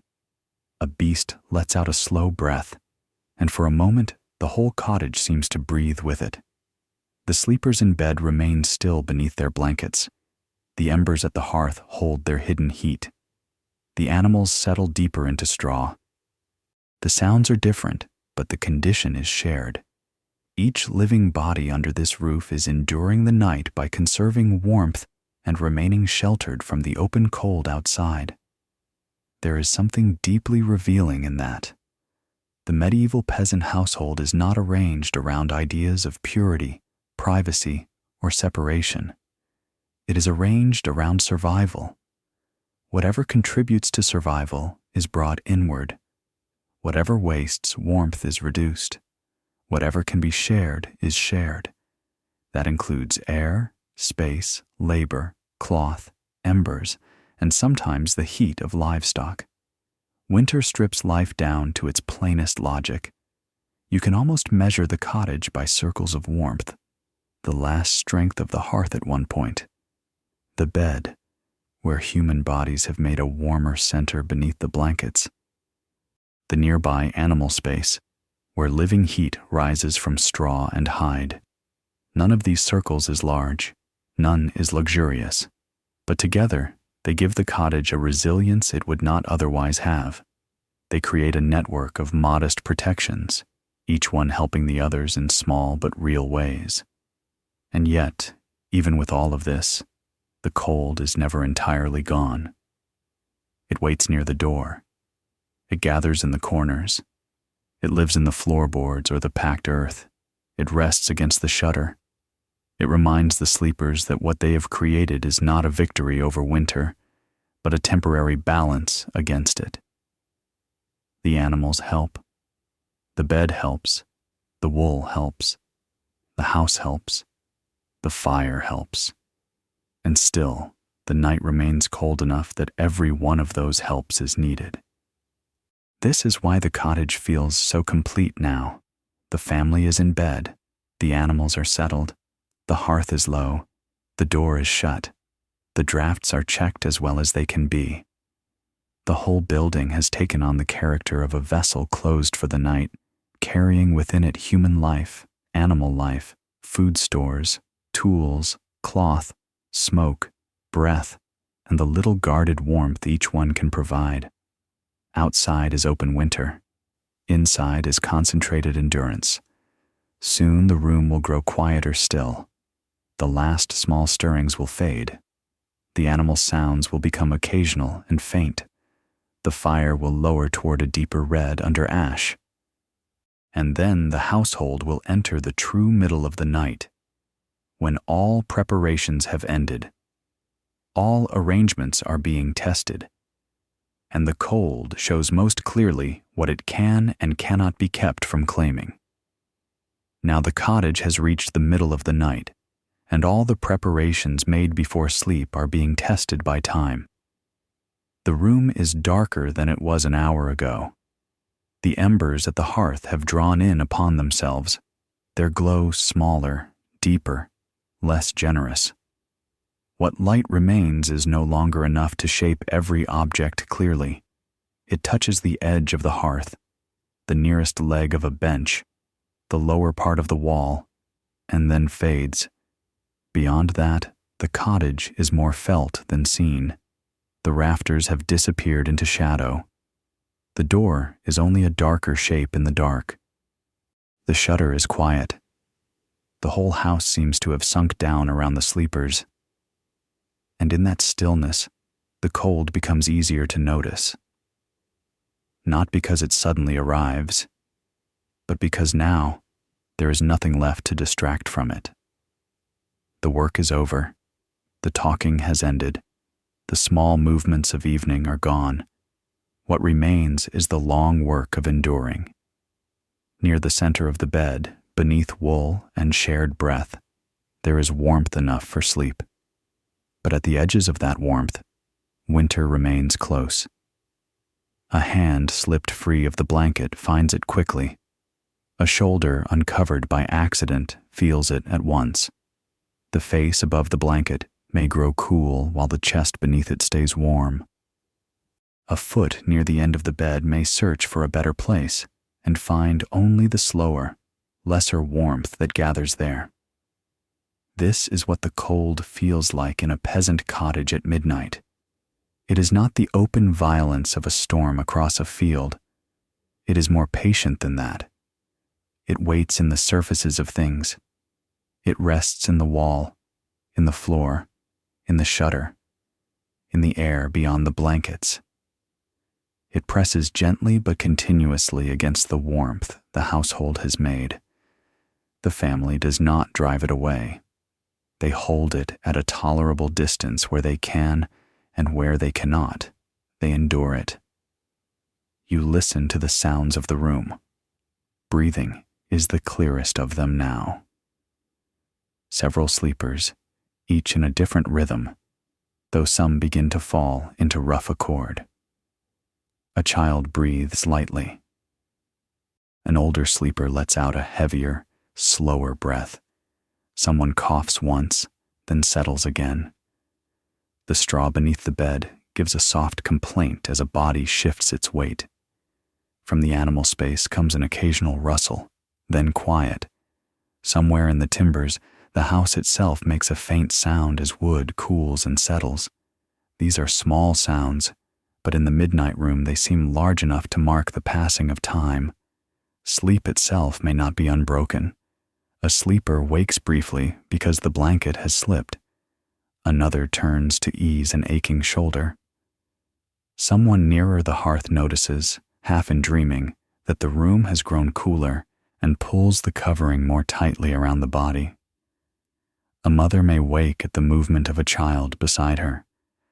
An old man may stir because cold and age make deep sleep more difficult. Medieval winter sleep is not always the smooth, continuous thing modern people imagine.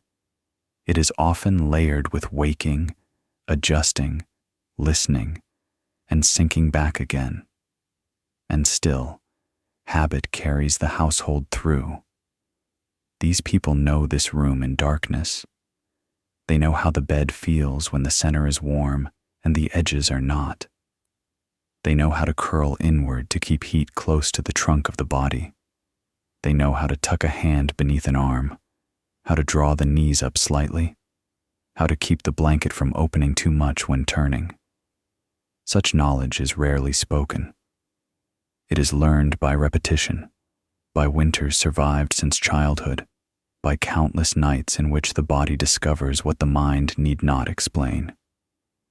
You can feel how different the room is from what it seemed beside the evening hearth. Earlier there was movement, red light, a sense of activity still lingering. Now the house belongs to another state entirely. It is a sleeping vessel, shut and dim, carrying within it a few islands of warmth and many surfaces of chill. The active labor of resisting winter has become passive labor.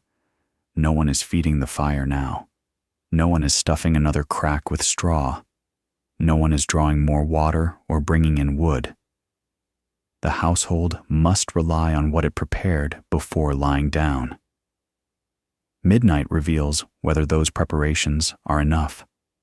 Usually, they are enough to continue, not to make the room pleasant, not to banish discomfort, but enough to prevent the cold from overtaking the bed's warm center. Enough to let tired bodies sink back into rest. Enough to carry children through the night without waking constantly. Enough to preserve the possibility of strength for morning. The peasant household does not ask more of the night than this, because more is rarely available. Outside, frost may be thickening. It may be drawing pale patterns on the shutter, or whitening the lane beyond the door. The fields are colder now than when you first entered the village. The sky may be hard with stars.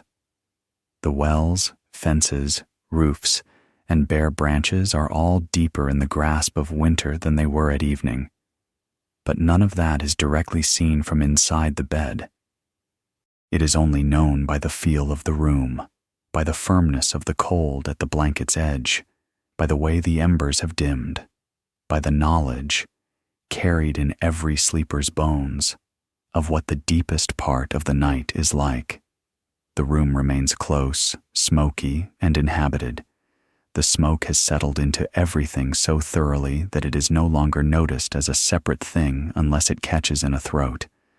The wool smells of wool. The straw smells dry and used. Human warmth has transformed the bed from a cold object into a living center. A small child, sleeping deeply now, is warmer than the blanket was an hour before. The bed itself has changed because bodies have lain still within it. This slow change is one of the reasons sleep becomes possible at all. You understand now that winter sleep is less an event than a process. The fire warms the room somewhat. The bed begins cold. Bodies enter it clothed and covered. Warmth gathers. The room cools. The sleepers hold what heat they can. The embers decline. Someone stirs and tucks the blanket closer. The bed warms more at its center, while the room beyond it grows colder. All through the night, these small balances shift and settle.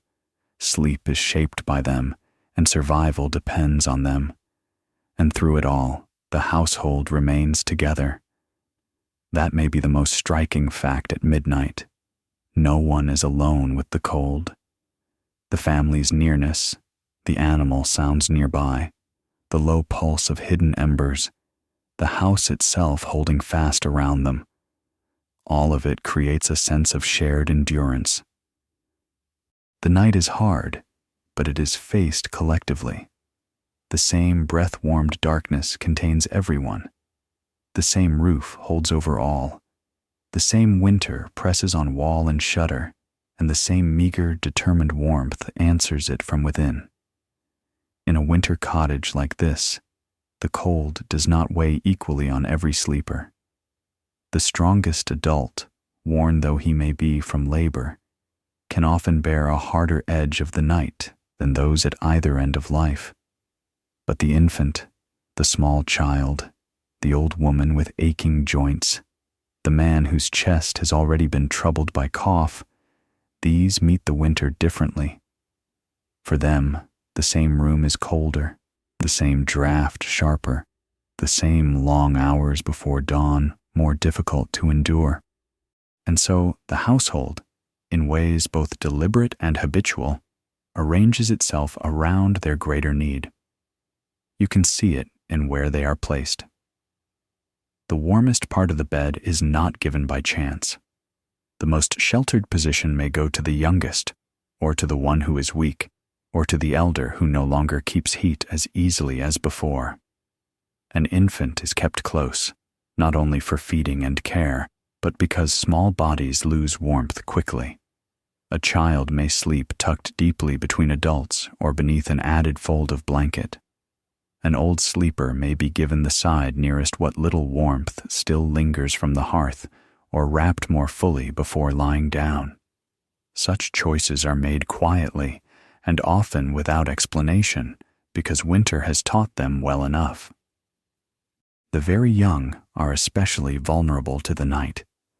A child may fall asleep quickly, but sleep itself does not protect against cold.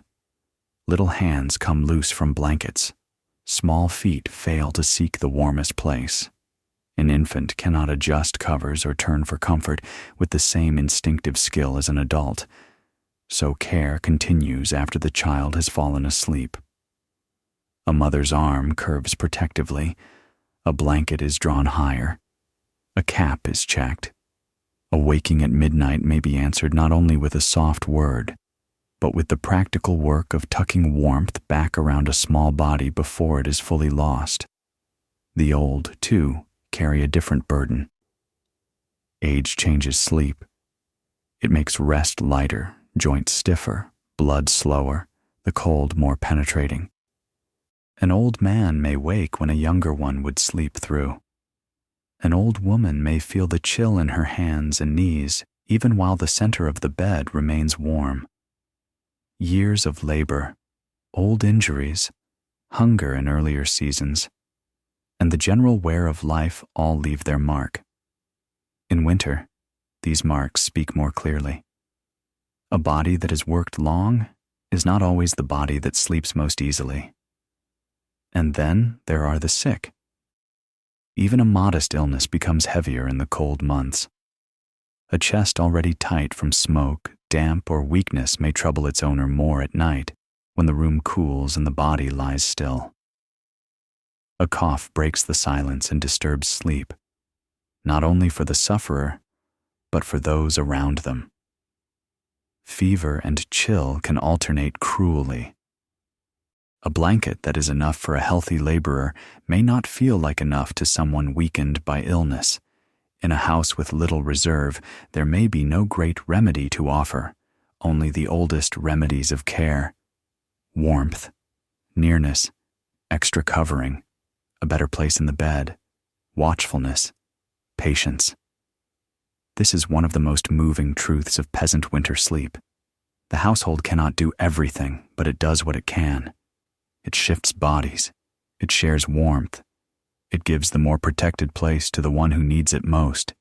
It listens in the dark for a child's breathing, for the old woman's cough, for the sound that means someone has thrown off a blanket or woken cold. The family's answer to vulnerability is not abundance. It is attention. You can feel how tender and unsentimental that attention is. No one in this room imagines winter as beautiful from the bed. No one romanticizes the work of keeping the weak warm. It is simply part of the household's life, as real as carrying water or mending clothing. The old must be cared for. The small must be protected. The sick must be watched. Such duties do not end when the sun goes down. They continue into the night, into the hours when the fire is low, and the bed itself has become the chief refuge against the cold. The arrangement of blankets reveals this care too. A thicker fold across the child, a shawl over the elder's shoulders, a cloak placed where a feverish sleeper can either draw it close or push it away, a cap left on through the night, a body shifted so that one sleeper lies between another and the draft. These are modest acts, easy to overlook if you only glance at the room. But in truth, they are among the most important acts in it. Winter survival is built from such small decisions repeated faithfully. You notice how much trust the vulnerable must place in others. A baby cannot keep its own blanket straight. An elder half asleep cannot always rise easily to tend the embers or fetch another layer. Someone ill may be too weak to improve their own comfort. In a one-room peasant household, the answer to that helplessness is nearness. The family hears the trouble sooner because they sleep close. They can respond sooner because the room is shared. What modern life might consider a loss of privacy becomes, in these circumstances, a form of protection.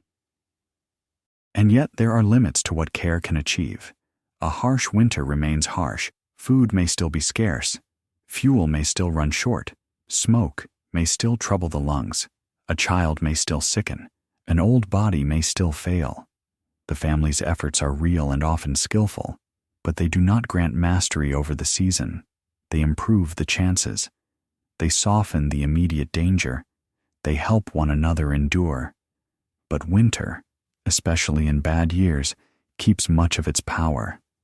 That knowledge lends the room a deeper quiet. The sleepers who are strong sleep beside those who are weaker, not because life has allowed better options, but because closeness is the best answer available. The bed holds not only warmth, but responsibility. The strongest body may help warm the smallest. The waking mother may check the child without rising fully. The old may rest easier, knowing they are not alone at the room's colder edge. The household shares the night unevenly, but it shares it all the same. You begin to understand that medieval winter sleep is not only about material conditions, it is also about the moral shape of the household. Who is given the best place? Who is watched over? Who wakes when another stirs? Who bears more discomfort so that someone weaker may bear less? In a poor cottage, these decisions are among the clearest expressions of care. There are few luxuries with which to show affection. There is food shared, labor shared, warmth shared, and the better place in bed offered to the one who needs it most. The room has grown quieter again now. The cough has passed, the child has settled, the elder's breathing has deepened, the blanket has been adjusted and left undisturbed. Around them, the cottage remains what it has been all night, close, smoky, practical, and still vulnerable to the weather beyond its walls. But within that vulnerability, the household has made distinctions. It has chosen who must be sheltered most carefully. It has arranged itself not only for warmth, but for mercy. And this was true across many places, though not always in exactly the same form. Not every cottage looked alike. Not every region met winter with the same materials, the same building habits, or the same degree of cold. Yet from one place to another, the same broad principles return again and again, shaped differently by local custom, but recognizable all the same. If you walked from one medieval village to another across Europe, you would not find every winter cottage arranged in exactly the same way. The shape of the roof might change. The wall might be timber in one place, stone in another, wattle and daub in another still. One household might have better access to wool, another to furs, another to little more than coarse cloth and straw. In some regions, winters cut more deeply and for longer stretches.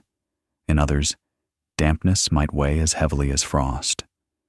Local custom, local building materials, local fuel, and local wealth all shaped the experience of the night. And yet, for all those differences, the same old logic appears again and again. People tried to make the sleeping space smaller than the world outside it. That is true whether the house stands in a colder northern landscape or in a milder region where winter is less severe but still unwelcome. However the cottage is built, however the bedding is arranged, the household seeks the same thing: a place where warmth can be kept from escaping too quickly, and where the body can be sheltered from moving air, dampness, and the steady chill that grows strongest before dawn. The exact form differs. The principle remains. In one place, the walls may be thicker. In another, the roof line lower. In one village, an enclosed bed may be more familiar. In another, open pallets and layered blankets may be the common answer. Some homes may have better timber and tighter joinery, making drafts a little easier to resist. Others may depend more heavily on stuffing cracks with straw, moss, or rags because the weather finds its way in too easily. But whether the solution is carefully built or roughly improvised, it is always trying to do the same humble work. Fuel, too, changes from place to place. Wood may be more plentiful in one landscape and scarcer in another. Some households may rely partly on peat or brush where that is possible. The smell of the fire, the quality of the smoke, the length of the evening blaze, all may vary with what the land provides. Yet everywhere, fuel remains precious. Everywhere, the household must decide how much warmth to spend before bed and how much to preserve for morning. A richer fuel or a poorer one alters the details of the night, but not the deeper truth that fire alone cannot carry the family through. Bedding also reflects local life. Where sheep are common and wool abundant, the bed may answer winter more effectively. Where resources are thinner, coverings may be fewer or rougher. In some homes, old cloaks and garments may do more of the work that proper blankets would do elsewhere. In some places, straw is easier to replace. In others, it may be stretched longer than is ideal. Yet in all these cases, the same layered method appears. Something beneath, something over. Bodies close, warmth gathered by degrees. Even the relationship between people and animals may vary. Some cottages bring livestock very near. Others keep a little more separation. Some villages cluster tightly enough to break the wind more effectively. Others stand more exposed. Some peasant households possess slightly better means than their neighbors and therefore slightly more protection from winter. But slightly is the important word. Most are still living within narrow margins. Most are still meeting the season not with abundance, but with care, habit, and practical intelligence. That is what makes the common pattern so striking. Across differences of language, landscape, and local tradition, ordinary people kept arriving at similar answers. They built small. They enclosed what they could. They layered cloth. They used straw. They shared beds. They placed the vulnerable where warmth gathered best. They banked the fire. They accepted smoke. They tolerated discomfort. They used every available source of heat, even the nearness of animals, because winter left little room for wasteful pride. You can feel how these variations enrich the picture without changing its heart. A cottage in one region may smell different from a cottage in another. The texture of the walls may differ beneath your hand. The pattern of the roof, the cut of the garments, the style of the bed, the severity of the frost outside, all may shift. But if you enter at night, if you stand by the hearth as the fire lowers, if you watch the family settle itself under coverings and toward sleep, you would still recognize the same struggle. You would still see warmth treated as a scarce and precious thing. You would still see the household drawing inward. That matters because it reminds you not to imagine the Middle Ages as one frozen picture. It was many places, many climates, many habits of building and living. But winter has a way of teaching similar lessons to people who must endure it with limited means. It teaches them to reduce space, conserve heat, value cloth, value straw, value shelter, value each other's warmth. It teaches them to accept that the room may be cold and the bed only gradually warm. It teaches patience, thrift, and the art of making small protections add up. Now, as the cottage rests deeper in the night, those old lessons remain all around you. This particular house has its own character, its own smells, materials, and customs, but it also belongs to a much wider human pattern. Ordinary people learning how to sleep through winter, not by overcoming it entirely, but by arranging life carefully within its limits. And as the hours move on, that arrangement is about to be tested in the hardest stretch of all, the long cold before dawn, when the fire is lowest, the darkness deepest, and morning still feels very far away. Now the night enters its longest stretch, the hours before dawn when the cold seems to deepen, not by sudden force, but by persistence. The household has already been asleep for some time. The fire has done nearly all it can do. The room has given up whatever warmth it gathered from evening labor and supper and speech. The bed remains the strongest refuge in the cottage, but even there the balance must be maintained. The sleepers must stay within the warmth they have made. The blankets must remain tucked as well as sleep will allow.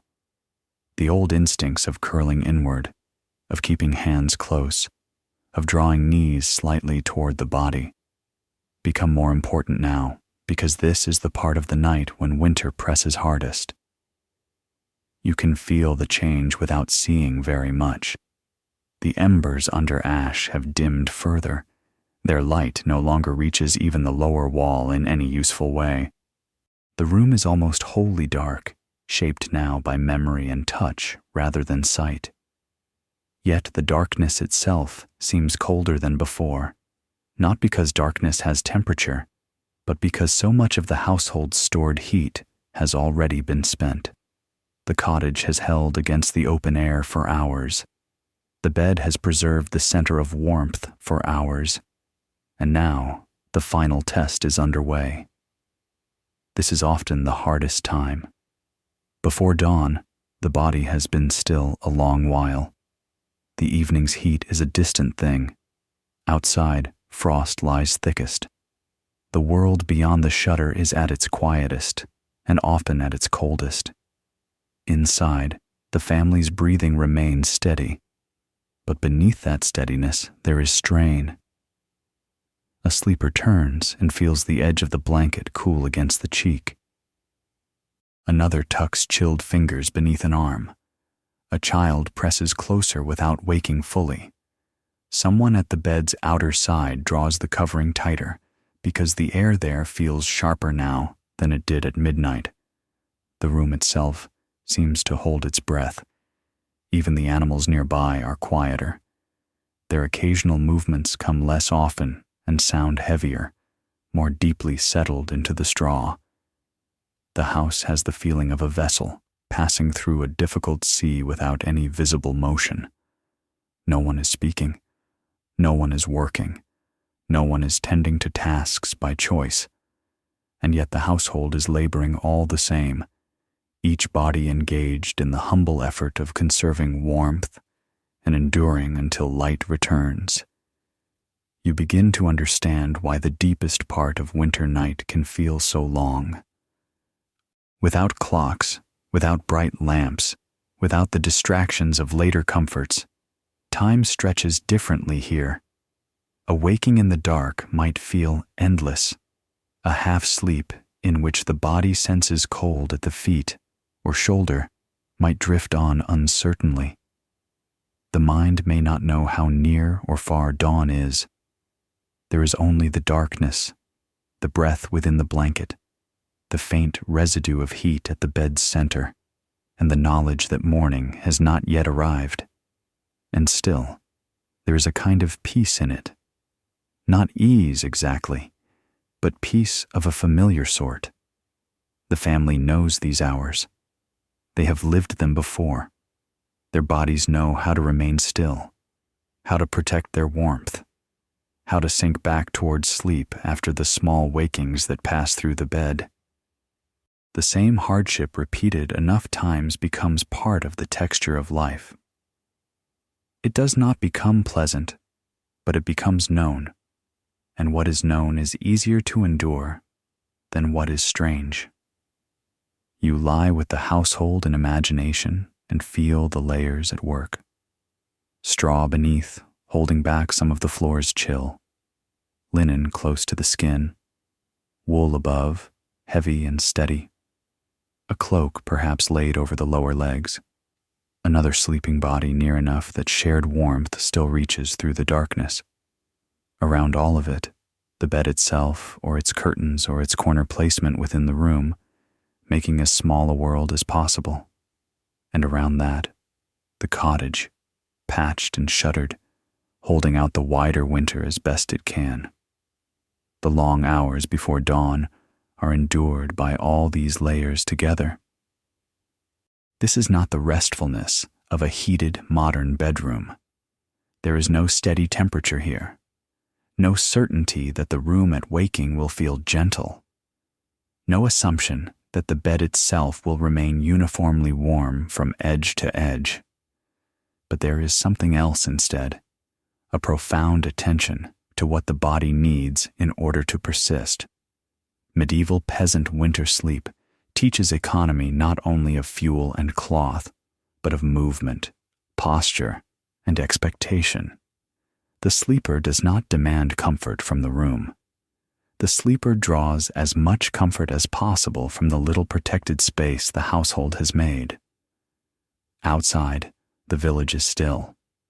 Every cottage along the lane is passing through the same difficult interval. Behind each shutter, other families lie under coarse blankets and cloaks. Other children are tucked between adults. Other elders wake and drift back toward sleep. Other embers wait under ash. The whole village is enduring together, though each household can feel only its own room, its own bedding, its own breath warming the dark. That shared endurance is one of the quiet bonds of winter life. No one cottage stands alone in its struggle, even if each door remains closed. The air near the bed's edge remains cool. That fact never disappears completely. A face above the blanket may feel the room's cold, while beneath the chin and across the chest, the trapped warmth remains real. A foot too far from the center may chill and then creep back. A blanket lifted accidentally can undo a little work and must be settled again. These small corrections go on through the last part of the night. They are almost unconscious, part of the body's conversation with the season, old as infancy, repeated until dawn. Yet dawn does come. Not suddenly, not at first with warmth, but with the faintest change in the world beyond the shutter. The hardest hours are the ones in which that light is still absent, or only barely imaginable. Once it begins, even before it can be seen clearly, the household enters a new state. The night is no longer endless. The endurance has an end in sight. The room will still be cold when they rise, perhaps colder than anyone wishes, but rising belongs to morning, and morning means survival of another winter night. That is the quiet triumph hidden in these hours. The family has not slept luxuriously. They have not passed through darkness untouched by the cold. They have endured it with skill, closeness, and patience. They have made enough warmth to bridge the longest stretch before dawn. In a world of narrow margins, that is an achievement worth more than comfort. It is continuation. It is another day made possible. At last, the darkness begins to alter. The shutter shows the faintest gray where before it was only black. The room remains dim, but its shapes start to return. The hearth is a hollow of ash with hidden color beneath. The bench becomes visible again. The blanket edge, the outline of a shoulder, the low beam above, all reappear slowly, as though drawn back out of the night. The cottage has reached first light, and first light brings its own kind of cold. For a moment, waking may feel harsher than sleeping. A hand that leaves the blanket enters air that has not been warmed by the hearth for hours. Feet lowered to the floor meet earth or boards, still holding the night's chill. The body, comfortable enough in the warm center of the bed, resists the change. This is another truth of medieval winter sleep. The room does not greet morning as a comfortable chamber. It greets morning as a shelter that has preserved life, but not softness. You can imagine the first stirrings now. Someone opens their eyes before fully moving. A child nestles deeper for a moment, reluctant to rise. An older sleeper coughs. A blanket is lowered from the face, and the air feels sharp against the skin. Another body turns carefully, so as not to let too much warmth escape before rising must happen. The family wakes slowly, because waking means leaving the bed's gathered heat and returning to labor. And labor begins in a room that is colder than any of them would choose. Then the first one rises. The motion is practical, reluctant, and familiar. Knees unfold, feet find the floor. A cloak or garment is pulled close again at once. The sleeper crosses to the hearth and bends to the ash, searching for what the night preserved. Beneath the gray surface, if the fire was banked well, a faint red still lives. It is coaxed carefully, fed with tinder, protected from failure, because the whole room waits on its return. Morning begins not with brightness, but with the effort to wake the fire. This may be the coldest moment of the day. The bed's warmth has been left behind. The new fire is not yet strong enough to answer the room's chill. The air of dawn is entering through whatever small gaps the house has not fully conquered. The sleeper's hands work in the cold, breath visible perhaps if the air is sharp enough, shoulders drawn in against the room, while sparks are coaxed into flame. In that moment, you understand once more how completely peasant life depends on daily repetitions of labor. Even warmth must be remade each morning. Gradually, the room changes again. A little flame catches. The hearth begins to glow more openly. The light is weak at first, but enough. Another sleeper rises. A child is urged awake. The blankets are still warm from the bodies that occupied them, but the room beyond them calls everyone back into the day's routine. Shoes or clogs are found. Caps are adjusted. Garments slept in become garments worked in with only slight alteration. The one-room world shifts from sheltering sleep to preparing labor. The cottage is no paradise at dawn. It smells of ash, wool, and the close air of the night. The floor is cold. The corners remain dim. The animals must be seen to. Water must be fetched. Fuel must be reckoned. Food, if there is food, must be stretched into another day. And yet the household has made it through. The old are still wrapped and breathing. The children have come through the hardest hours. The embers survived. The bed did its work. The house held. That is what morning means here. Not the luxury of waking refreshed in warmth, but the quiet fact of survival. Another winter night has passed. Another set of dangerous hours has been crossed. The family rises into labor not because the night was easy, but because it was endurable. Sleep has served its purpose. It has preserved enough strength, enough heat, enough life to continue. Now, standing once more in imagination at the edge of the waking room, you can answer the question that brought you into the village. How did peasants sleep during the coldest winters of the Middle Ages? They slept in small houses, built to hold on to what little warmth they could. They slept behind shutters and patched walls that kept out some of the wind, though never all of it. They slept in one main room because shared space conserved heat better than separation. They slept near a hearth that warmed the evening, but could rarely blaze all night. They banked embers under ash and trusted them to live until morning.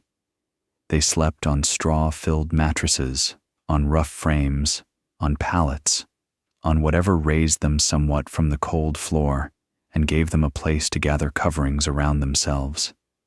They slept in linen and wool, in cloaks and caps, under blankets heavy enough to trap what warmth their bodies could make. They slept, when possible, within curtained or enclosed beds, or in corners arranged to resist the draft. Most of all, they slept together. Families shared beds and sleeping spaces because body heat was one of the greatest resources available to them once the fire had sunk. Parents, children, elders, and sometimes others of the household lay close because closeness preserved warmth. The vulnerable were placed where warmth gathered best. The strong accepted colder edges so that the weak might rest more safely. The household arranged itself around need, not privacy. They slept near animals in some places, or under the same roof, because even the warmth of livestock could matter in a winter building. They slept in smoky air, in dimness, in rooms that mixed labor and rest without clean separation. They slept while knowing the cold was still present at the door, in the floor, at the blanket's edge. They did not banish winter. They negotiated with it. That may be the clearest way to say it. Peasants did not sleep warmly in the modern sense. They did not turn the cottage into a place of steady comfort from dusk until dawn. Instead, they learned how to create pockets of survivable warmth inside a world that remained cold. House, hearth, straw, wool, bodies, animals, habit, and care all worked together. None was enough alone. together, they were often enough, and there is dignity in that. Not the dignity of splendor or ease, but the dignity of ordinary people meeting hard conditions with intelligence and endurance. A peasant family in winter was not passive before the season. It patched the wall. It saved the fuel. It arranged the bed. It shared the blanket. It watched over the child, the elder, the sick. It rose at dawn and coaxed the fire back to life. Across countless villages and centuries, such households carried themselves through winter one night at a time. Now, the village is beginning to wake. A thread of smoke rises from one roof, then another. A door opens briefly and closes again. Somewhere in the lane, frost still clings to the ground, but the darkness has lifted enough to show the outlines of cottages, fences, and woodpiles. The night that seemed so long is over. The people inside these small homes have survived it, not by comfort, but by closeness, thrift, routine, and the patient art of keeping warmth where it mattered most. And so you leave the cottage with the answer resting quietly behind you. In the coldest winters of the Middle Ages, peasants slept by gathering every possible form of shelter around themselves. They slept inside small, guarded houses. They slept near fading embers. They slept beneath wool and on straw. They slept beside their families and sometimes beside their animals. They slept in the midst of smoke, hardship, and narrow means. They slept lightly or deeply according to age, health, and fatigue.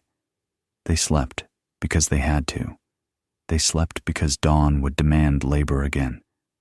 They slept because even in a hard world, the human body seeks rest and learns, with remarkable stubbornness, how to find it. The village stands now in pale morning light. The shutters are no longer black, but gray. The lane is visible. The frost on the roofs is beginning, very slowly, to lose its hardest edge. Somewhere a child is awake. Somewhere an old woman draws her shawl close. Somewhere the first revived flames are taking hold in a hearth that looked nearly dead an hour before. Life begins again, ordinary and difficult, as it did yesterday and will tomorrow. And the memory of the night remains. A low room. A bed warming slowly beneath rough blankets. The smell of smoke and wool. A child tucked close. A hand reaching in sleep to hold the covering firm.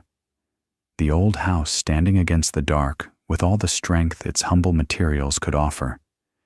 The hidden red of embers under ash. The cold still there, but held back just enough. This is what it meant to sleep through a medieval winter as an ordinary person. Not comfort, but endurance. Not abundance, but enough. Not warmth everywhere, but warmth gathered carefully in the few places where human beings most needed it. And for one more night, that was victory enough.